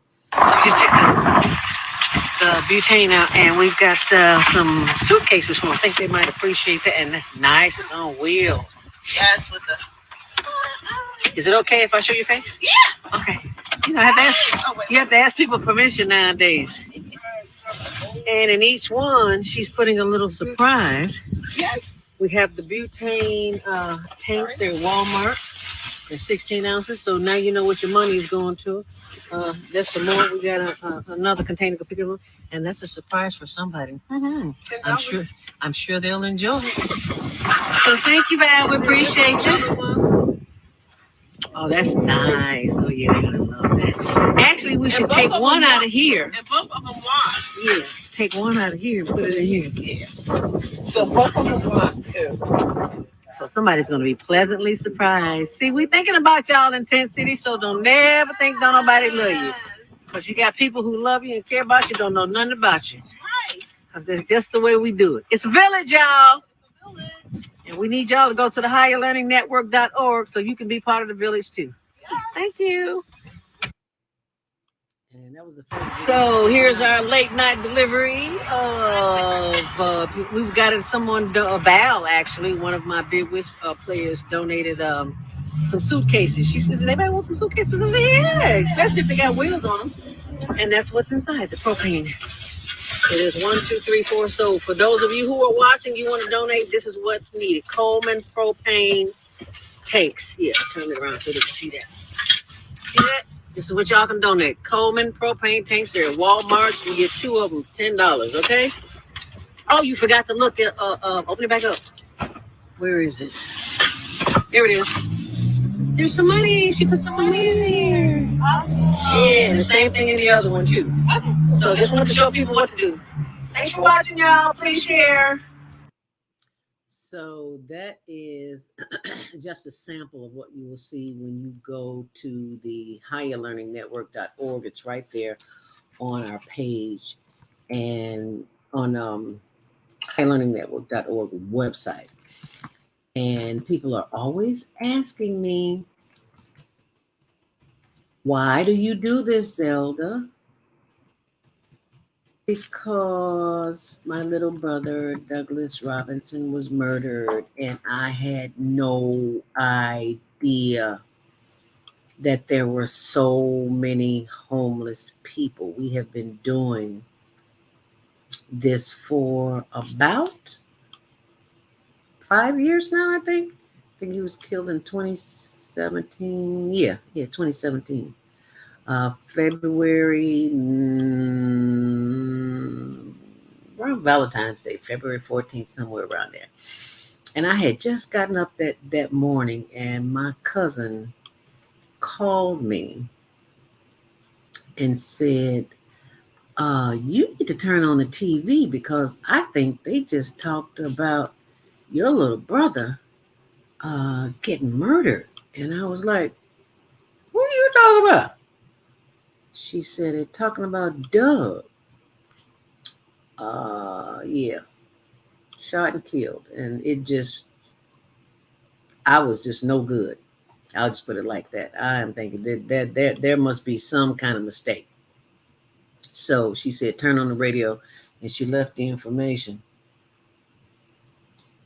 And I can't get rid of all of these doggone, what do you call them, pop-ups, because they always trying to get you to buy something. But if you go to Chicago Tribune, you'll see it. Stop.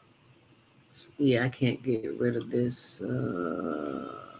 Boy, they will not let you do it. They will not let you see the footage until you click on it.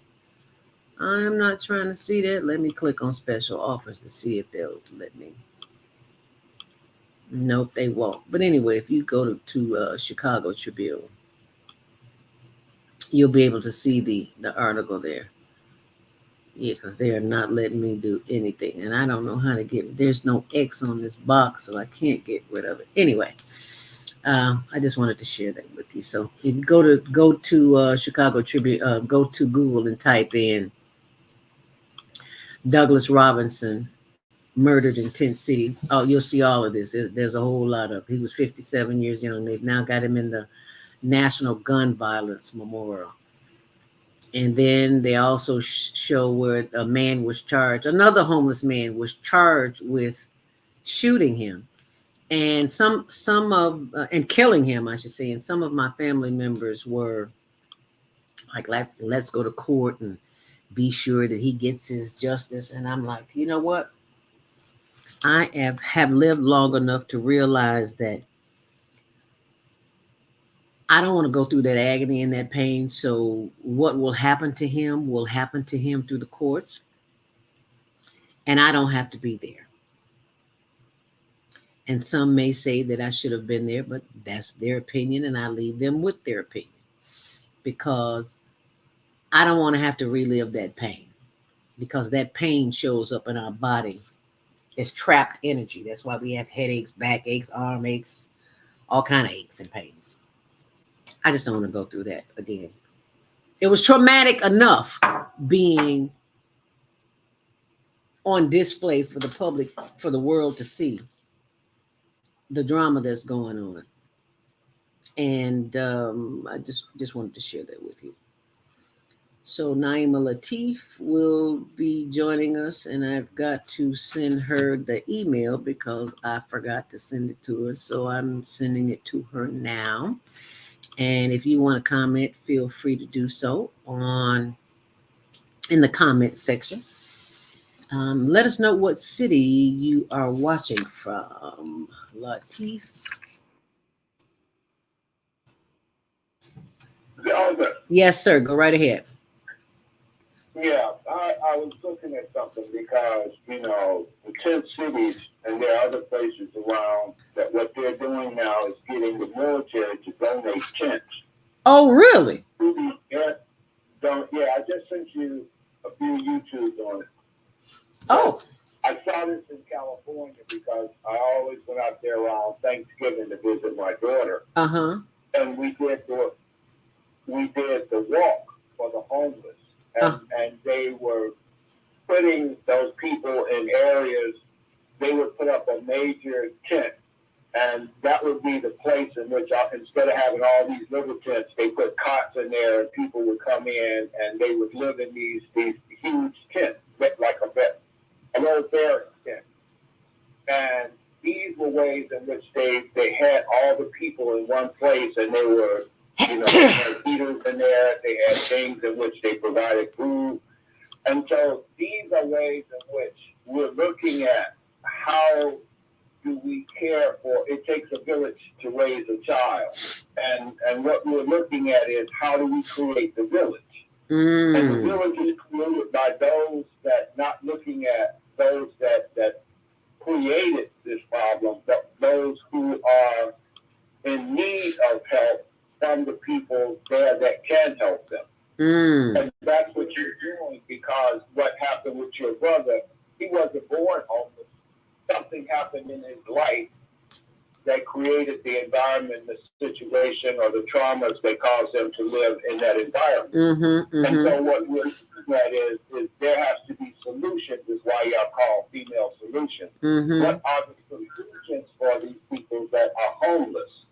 There are circumstances and things that go on in that environment of Chicago, and it's basically saying, you know, you go on the north side and you don't see all these homeless people because they create shelters and places to put their people that are having traumas the same way as ours. Yes, they do. Create the services and take them out of sight.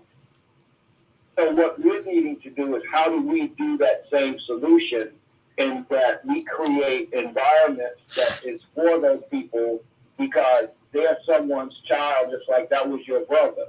That's someone's son, that's someone's daughter. Right. That's someone's brother that are living out there pushing a grocery cart and living out of Samsonite, a glad bag luggage. Right. So what we're having to do is, am I my brother's keeper? If you have to ask that question, then something's wrong with you. Because we're all the Creator's children. Right. Absolutely. You are absolutely right. Thank you so much. I will post it information on my blog too. This is from Baba Kwame Sunhorse in Georgia, who is just a wealth of information. Thank you for being a loyal listener on the Female Solution. This article, military tents to serve as winter for homeless shelters in Victorville Fairgrounds. Whoa, that is a huge tent. Yeah. That's thebomb.com. And they got a bathroom out there too. So I'll post all that information there. But right now we're being joined by our executive producer of the Female Solution. And that is Naima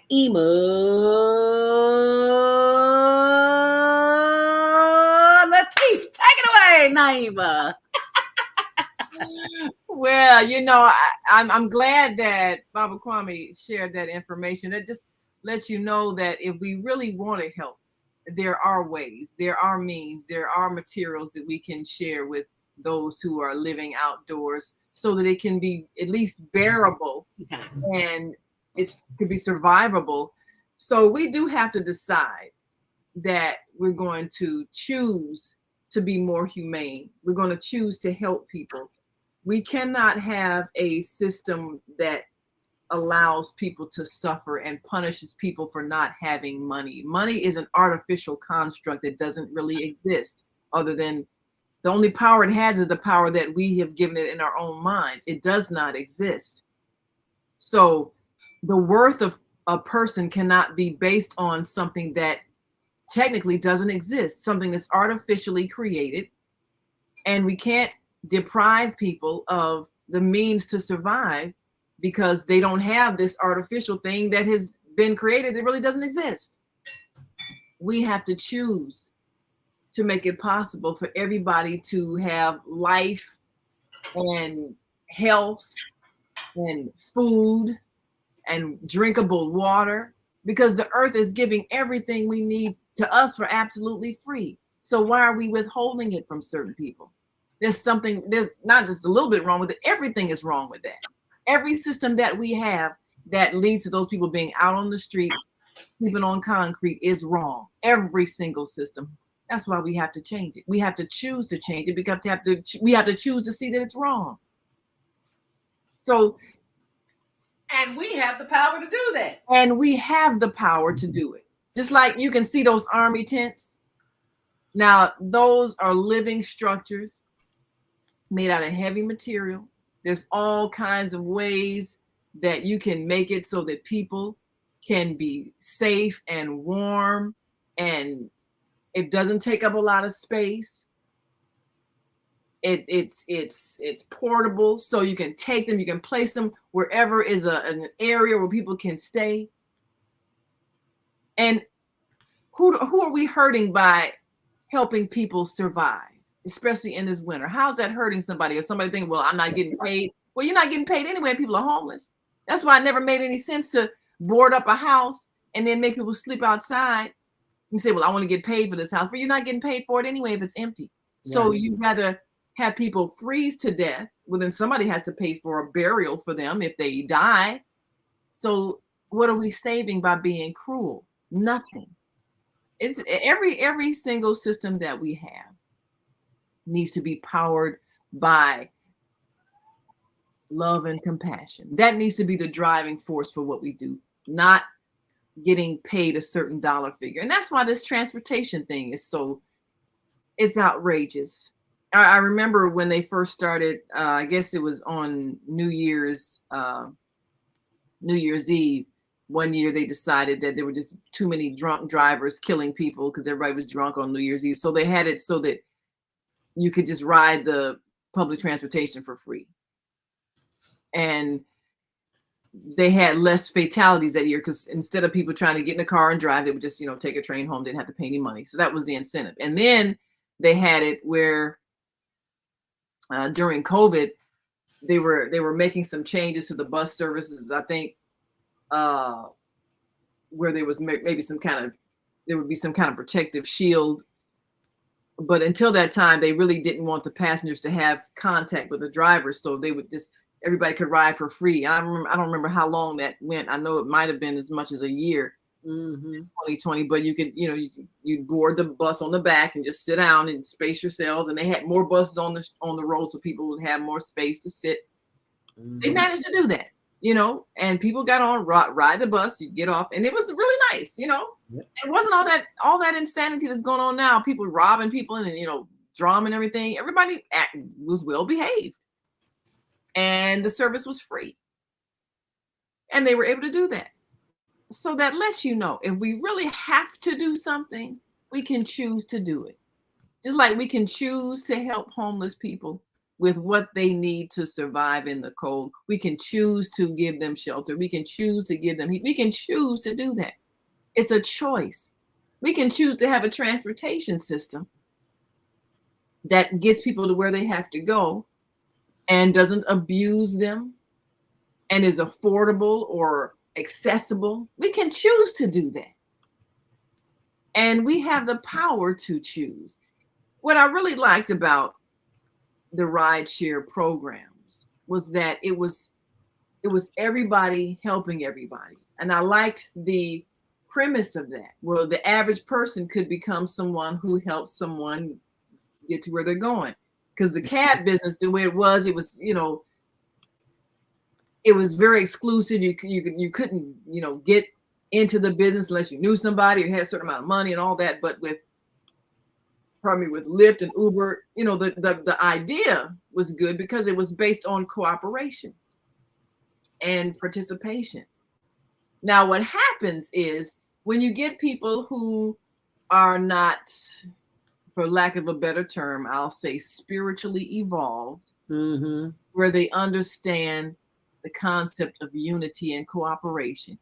It's people who are operating out of their own dishonesty or greed or corrupted spirit, where they want to figure out how they can take advantage of somebody, they can abuse somebody, they can assault somebody. They make it so that system doesn't work the way it was intended to work, where the rider has to worry, is the driver gonna drive them someplace and assault them, or the driver's got to worry about is the rider gonna pull out a weapon and rob them, even though there's no cash transaction, which was the best thing.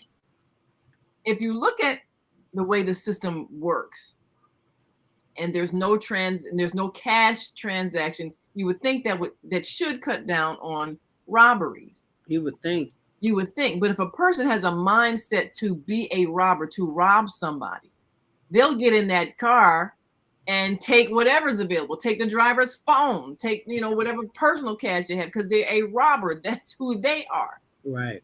So that lets us know the real solution is to fix what's broken inside the person. That's what creates broken systems. And that requires some work. That requires some work. That means fixing what is broken inside of a person who harms people. And that's in every single system that we have. We have to fix the people. And then the systems will operate the way they're supposed to.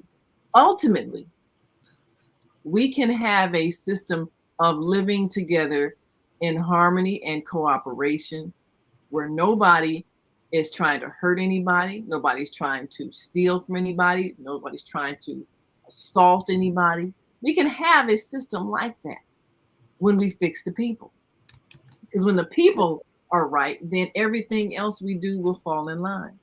It'll work. Our challenge is, how do we fix people who are broken? And it's real. What is that saying? It's easier to shape a child than it is to remake an adult. You know, just like when you're making something out of clay, and you know it's in the clay form, you can mold it and everything. You're making pottery, but then once it hardens, you can't change its shape. That's where it's stuck. It's over with. Yeah, That's it. That's who you are. So how do you fix that? Well, yeah, it's not easy trying to reshape an adult who has hardened into what they are. But what we can do is change the next generation, the children coming up now. We can change what we're doing to them. We can remove the meanness from their lives, all the different things that they have to live through and suffer with and be afraid of, because they're living in places where they're abused, whether it's at home or at school, where they're being treated mean for no reason. There's no reason. There's no reason why we're doing things to children, because they're going to reflect to us whatever we've given them. If we're mean to them, they'll grow up to be mean to us, and they'll be the ones who abuse elders because they were abused as children. So we can step in and fix that now, and we have to do so. You know, there's a lot of things, even when you talk about the transportation situation and children coming home from school. And I know a lot of people, they're frustrated with this. You know, you're on the buses and the children are getting out of school and they're just totally wild and out of control and fighting and cursing, and you know, and so riding public transportation is literally a nightmare when school lets out. And you wonder, well, how do we fix that? Do you have police on every bus? Do you have armed police on every bus? Do you arrest a lot of students? What do you do? And I think arresting people, that's a reaction. And how many jail cells do we have to hold all of the unruly teenagers that everybody is afraid of or upset at because they've made public transportation a nightmare? A lot of them are now out carjacking. And so even riding in your own car is dangerous. Right. So we have to do the hard job, and that is to look at ourselves and take responsibility for the mess that we made.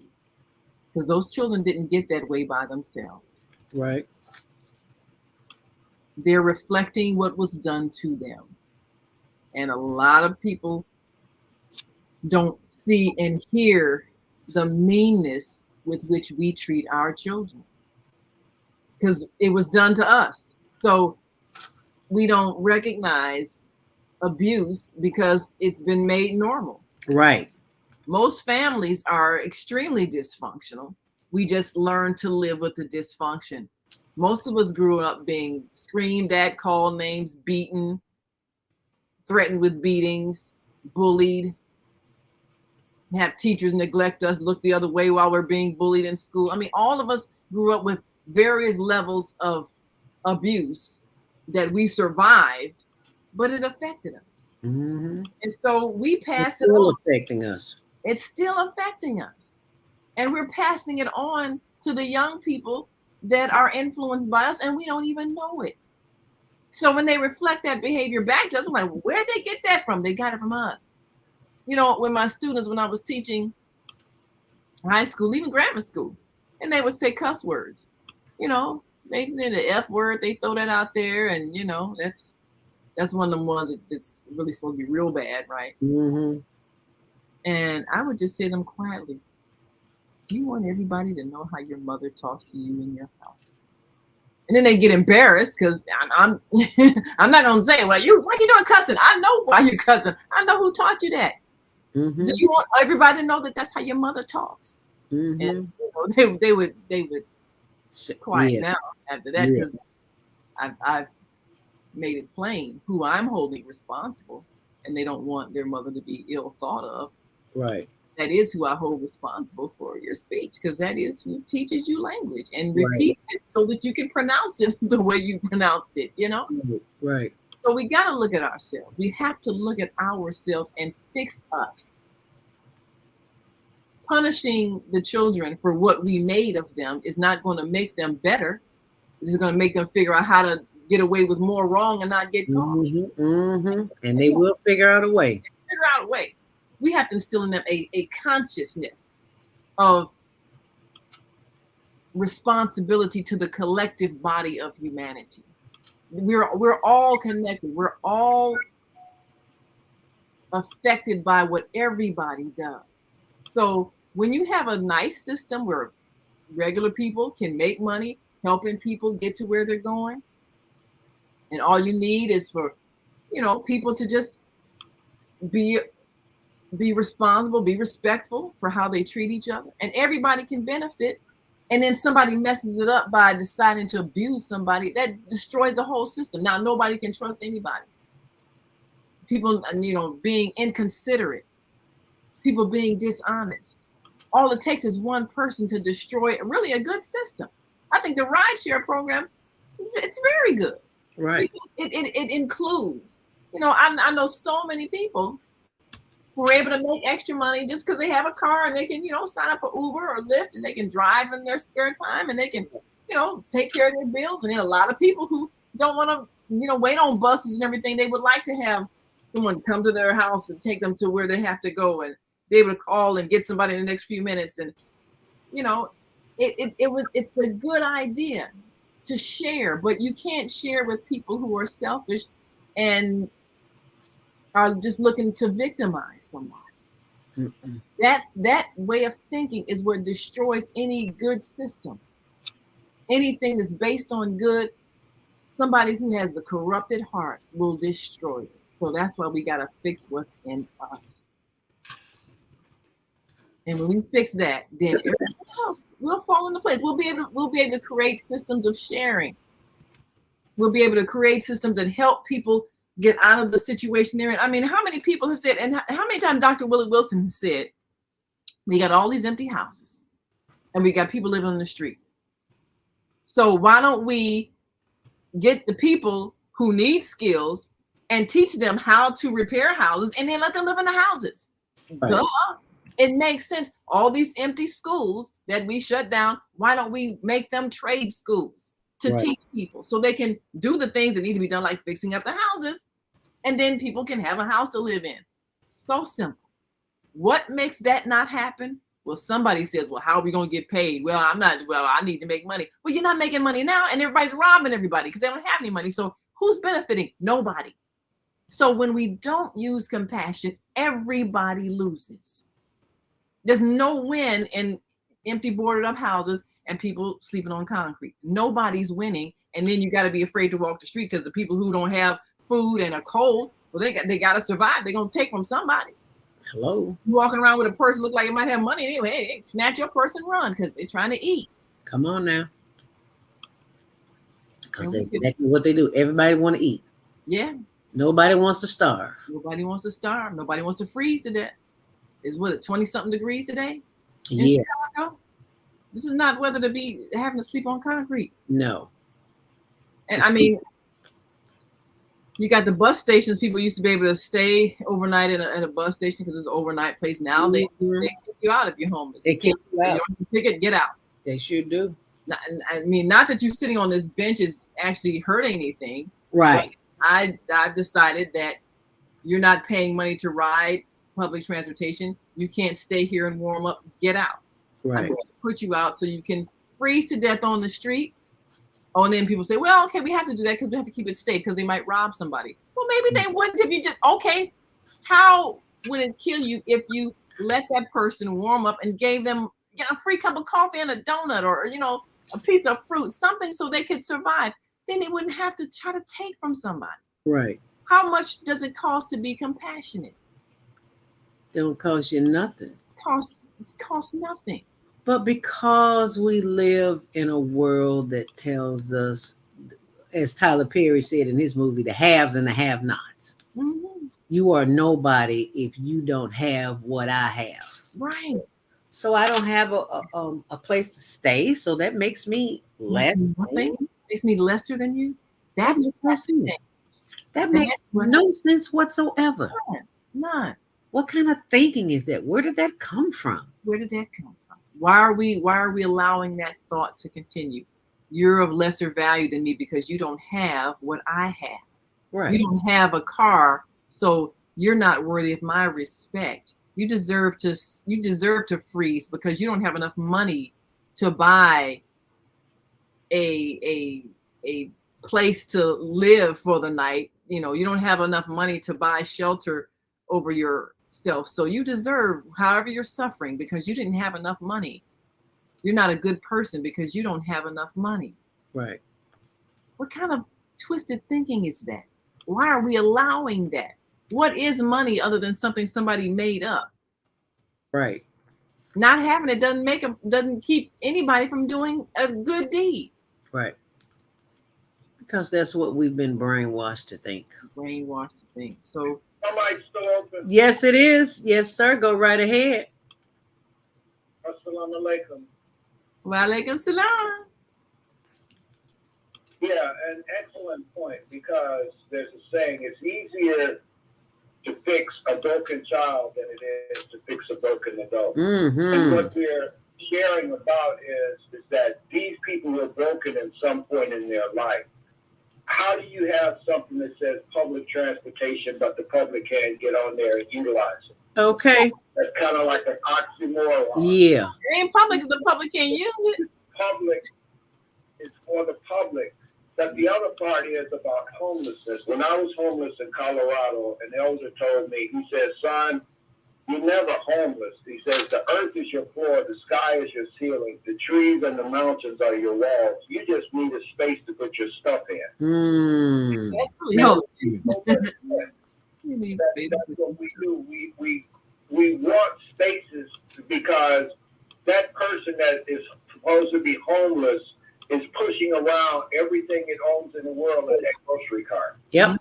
Sure is. Give that person a space to put their stuff in, and you can begin to create change. And when you say taking those houses and turning them into shelters, because those are nothing but tax write-offs for the people who board them up and close them down. Mm-hmm.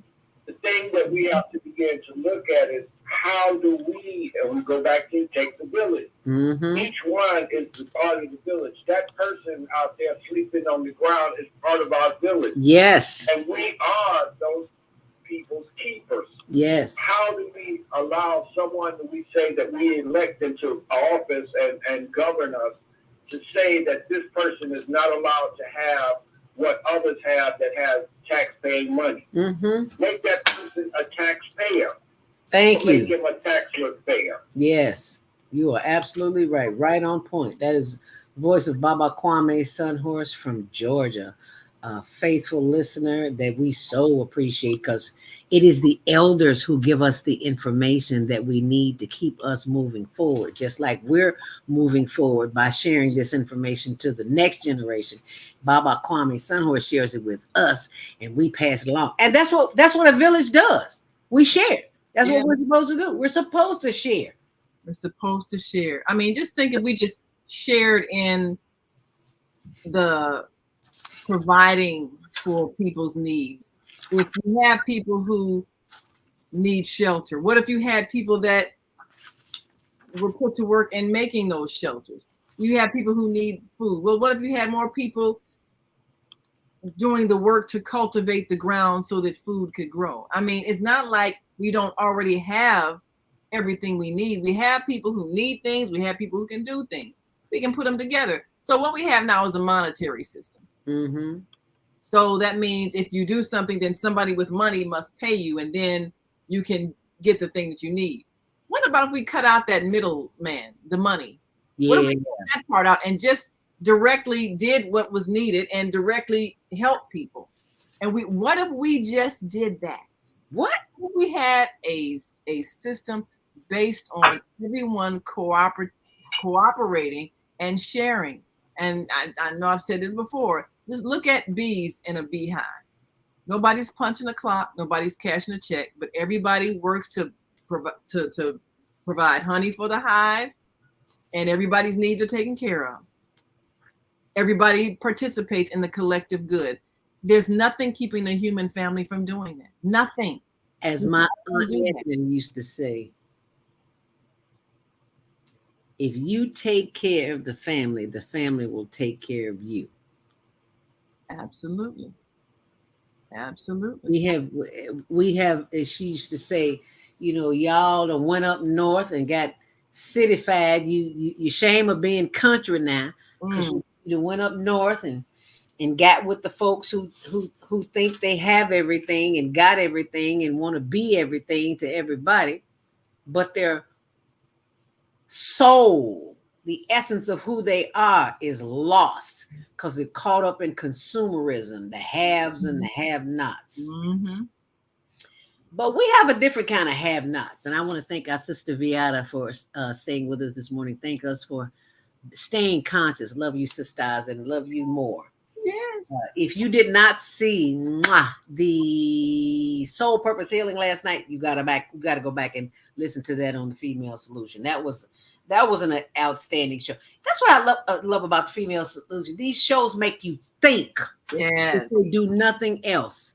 You think about the choices that you make on a daily basis and how not it only affects you, but the community in which you live. It's 9:41, but I want to show this video before we leave Niama, because did I call you Niama? Yeah. I don't know. Niama, that's a new one. Someone sent me in the country, right? Yeah, I'm from the country. What can I say? But Naima, I keep getting these texts about the T-shirts. And what I was saying about what Baba Kwame said about how the fashion designers know the truth about what we don't know. So I just want to share this video, and you can go to our YouTube page. Actually, it's on. Well, yeah, I put the link on my blog because I can't say a certain word on this page without getting cut off. So you just listen to this very briefly.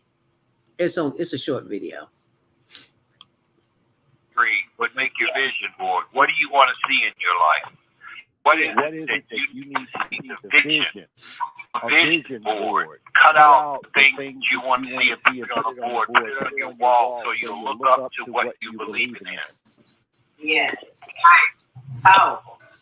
Did you all get that? That already exists. Yes. Yeah. I am this. I have this. I have achieved this. I have created this. I am. Get your vision board. If you don't do anything else today, do that. And that's from Baba Kwame Sunhouse. I need to go update mine too.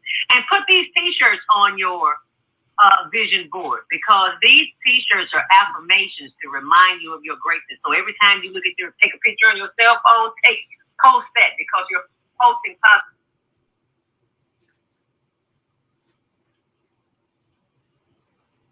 Yes, you definitely. There's a ton of them on there. Remember, they're all tax deductible through the HigherLearningNetwork.org. Yes, go ahead, Baba Kwame.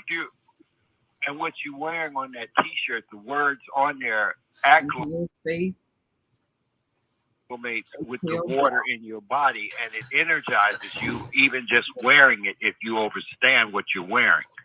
Wow. The same thing that Emoto showed us with water. When you put the word love, it will crystalline the water to a higher frequency, and you put on that shirt and you put on what your body needs, the energy from those words you wear. Oh, that's a good point. Oh, Baba Kwame, what you wearing? When you're wearing words on your body, on your clothing, hold the energy. I didn't hear you.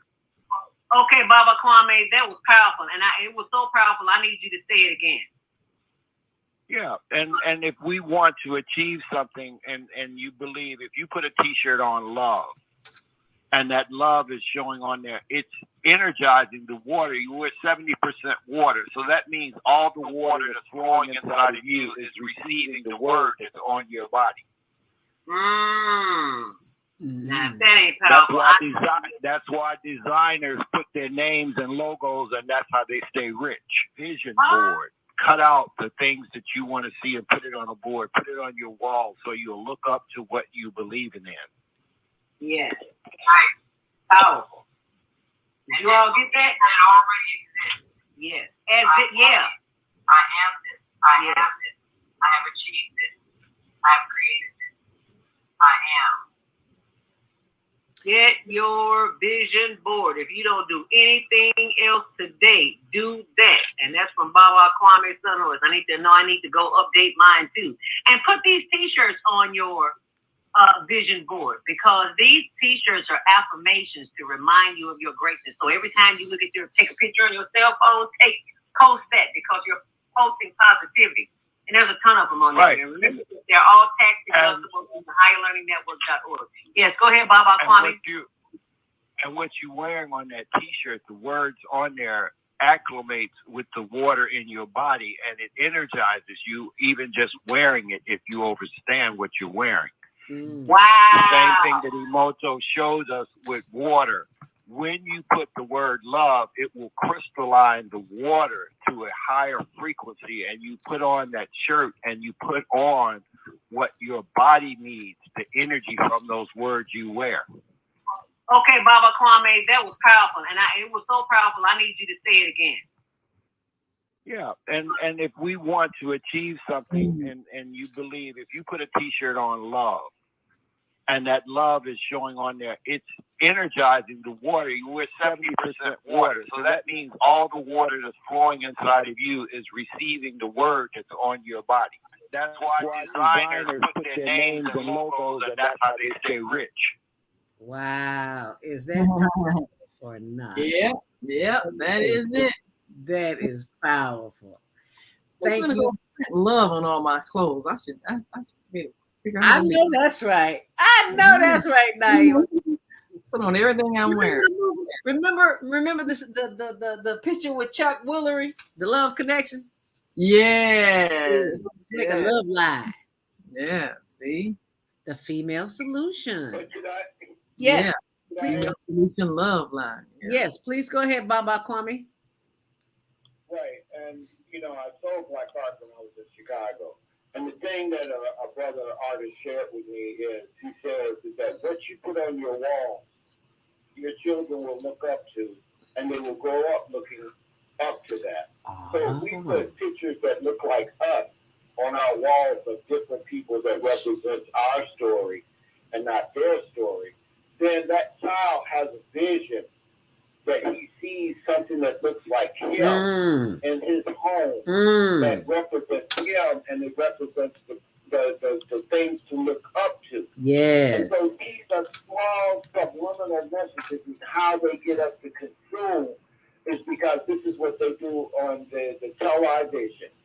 They give us this vision of wealth and prosperity and greatness through an illusion to interdetain you from bringing out what you were born to do. To interdetain you. How many people have entertainers on their walls that don't necessarily stand for anything other than entertainment? But just think if you had your own ancestors on your wall and had some statements of the great things that they achieved. Who owned a farm and started a business, maybe started a lumber business or something. I mean, our ancestors did some great things. We can find those things. People are looking at their ancestry and going to take DNA tests to find out who they are and who their ancestors were and doing research. Put those people up on your wall in a great big frame and put a little plaque under their name and what they did, and have your children look at them. I agree with Baba Kwame. People need to be looking up at an image that says, I am great because I come from greatness. They need to feel that. Because we're talking to you all the time, and you got the phone and the radio and the TV. You can't even hear them. That's why we meditate to activate. That's what those T-shirts are all about. Remind you of the greatness of the lineage that you come from. Absolutely. Absolutely. And you got to take some time and meditate to activate that connection to that greatness. Yes, ma'am. Go ahead, Baba. Yeah, and we have to look, we're talking about transportation and the jitneys and cab service. The Montgomery boycott shows what we can do when we unify to be able to break that system of transportation run by those that don't look like us. Yes, sir. And who was disrespecting us in the highest way. So you saw there in the Montgomery boycott that 368 something days that they did that not riding that bus. Yes. That hurt their pocket. That put a hole in their pocket. And you know what was interesting? They would the same thing can be done if we decided to say we're not going to call Uber. We're gonna start our own transportation company, or we're gonna start riding in our own community cars, or share rides. That would put something into their pocket. That would put a hole in their pocket. So we've got to look at how do we use our wealth. Our wealth, money only stands for my own natural energy yield. You as a human being have that energy that yields them their wealth, not the other way around. Right. That's right. Well, you remember years ago when they were trying to decrease the amount of pollution that cars were making, and they were encouraging people to carpool, and people were doing that, and it was working. And I don't know if they decreased the encouragement of that because people were buying less cars, and they said, "Oh, now we gotta funnel some money into the car industry." I don't know what happened, but we still got a pollution problem. People still need to share rides. And it's funny, Bob Kwame talks about when they were sharing rides during the Montgomery bus boycott, and people would just give strangers rides to work. Everybody was doing it. It was like a collective decision. We're going to do this. We're going to defeat this bus company. And so everybody was involved, and people, you didn't necessarily know people, but you saw somebody walking to work, pick them up and ride people. And police started stopping and trying to arrest people for giving somebody a ride. And I don't know how you make that illegal, but they were trying to thwart that because they understood, hey, we can bankrupt these bus companies because we can just share our cars. Right. And it's not against the law, even though the law tried to make it be against the law, but no, it's not against the law. We can do that same thing now. Like I said, we always have the power to fix whatever problem we have, but the people have to be at a mindset. They have to be spiritually evolved enough to think as a collective. You have to be a part of a group that's agreeing to do something positive for everybody. It can't be a thing where, somebody needs a ride and you pick them up and then you figure out how you're going to rob them, or you get in a car with somebody who trusts you and you figure out how you're going to rob them. That mindset has to go. It's that mindset that really prevents us from solving every problem we have, because we have the solution to every single problem we have. Yes, we do. That corrupted spirit that thinks selfishly creates the fear that you can't trust. And when we can trust each other, we can do everything. We can put money together, we can put materials together, we can teach each other, we can do everything we need to do to fix every problem. But we have to fix what's broken inside of people that hurt people because they're living in the fear that others won't share, so they have to take. And we have to get rid of whatever it is that makes people think selfishly, because you can't get anywhere by yourself. We can only fix this as a collective. If this was the greatest lesson we should have learned from the enslavement experience, was that we cannot hurt part of us without hurting all of us. The people who made money off of selling their brothers and sisters, well, there was nobody left to defend their village when the people came after them. So what happened? The whole continent, across the continent, people suffered because of selfishness and greed. That was the lesson for that experience. So if we want to not live in a state of economic distress, we have to learn to think as a collective and share. That will fix every single problem we have. Yes, it will. And it is not. Go ahead, Baba. Yeah, and the thing that we have to remember, because once upon a time, remember when Jobs was saying people that work for a company, if they live in an area where people that work there, they carpool. Yes. Remember, that was the concept of cutting down people, everybody driving their individually driving. They carpool to work. And that way you save, individuals would take different turns and driving on different days to create that. Because that was to benefit that corporation where they knew that they had all their employees at work. Yeah. So they're looking how does this benefit them, but then how does it benefit us?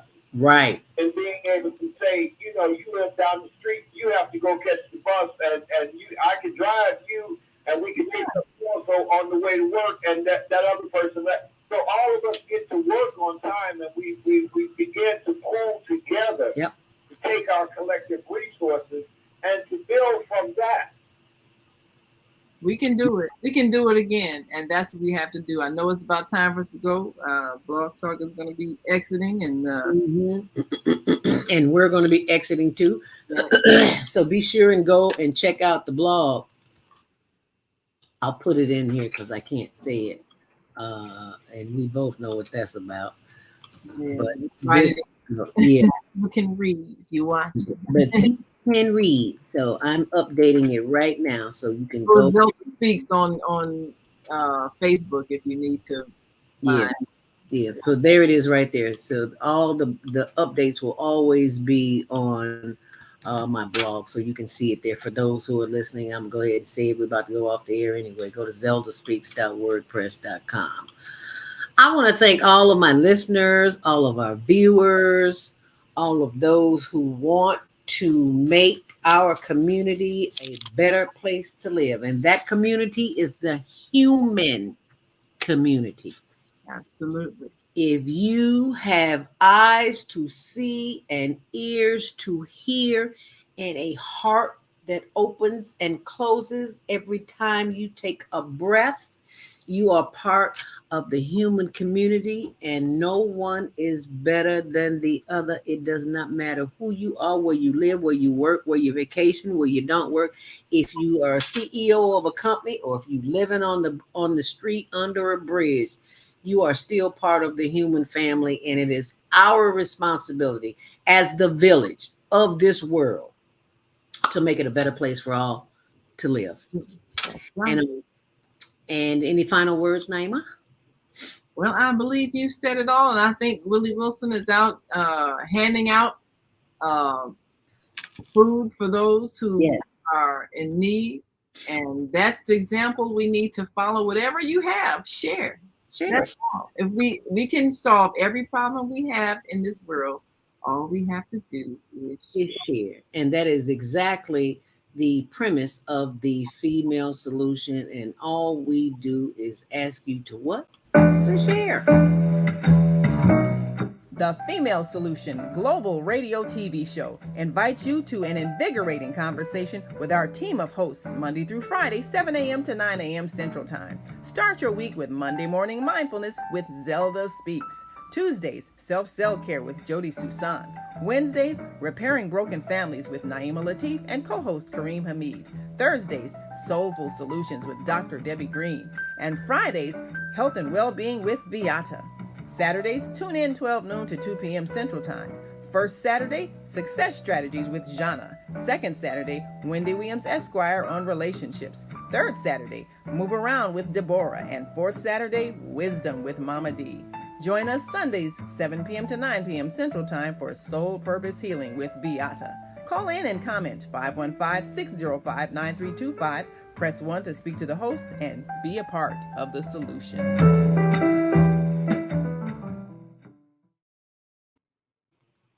Baba Kwame. Go ahead. Yes, can you hear me? Yes, sir. Can you Go hear right. me? Yes, go right ahead. And for the brothers, this is what brothers stand for. Be real, open, truthful, helping everybody rise spiritually. This is what the men have to become in our communities. Oh, I love We it. have to be real, open, truthful, helping everybody rise spiritually. Oh, and that says it all. Thank you so much, Baba Kwame Sunhorse, and thank you for being a loyal listener and viewer on the Female Solution and the Higher Learning Network TV show. Make it a great day. Be sure and share this video. Are you stressed out? Are you ready to learn some quick techniques on how to de-stress immediately? Then book your free 30-minute consultation with Zelda Speaks, the Mindfulness Stress Relief Coach, at higherlearningnetwork.org. Thanks for sharing.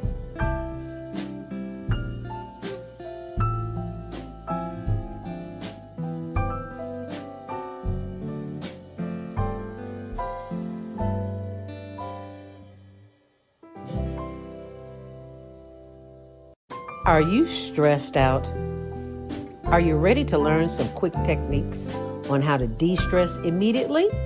Then book your free 30-minute consultation with Zelda Speaks, the Mindfulness Stress Relief Coach, at higherlearningnetwork.org. Thanks for sharing.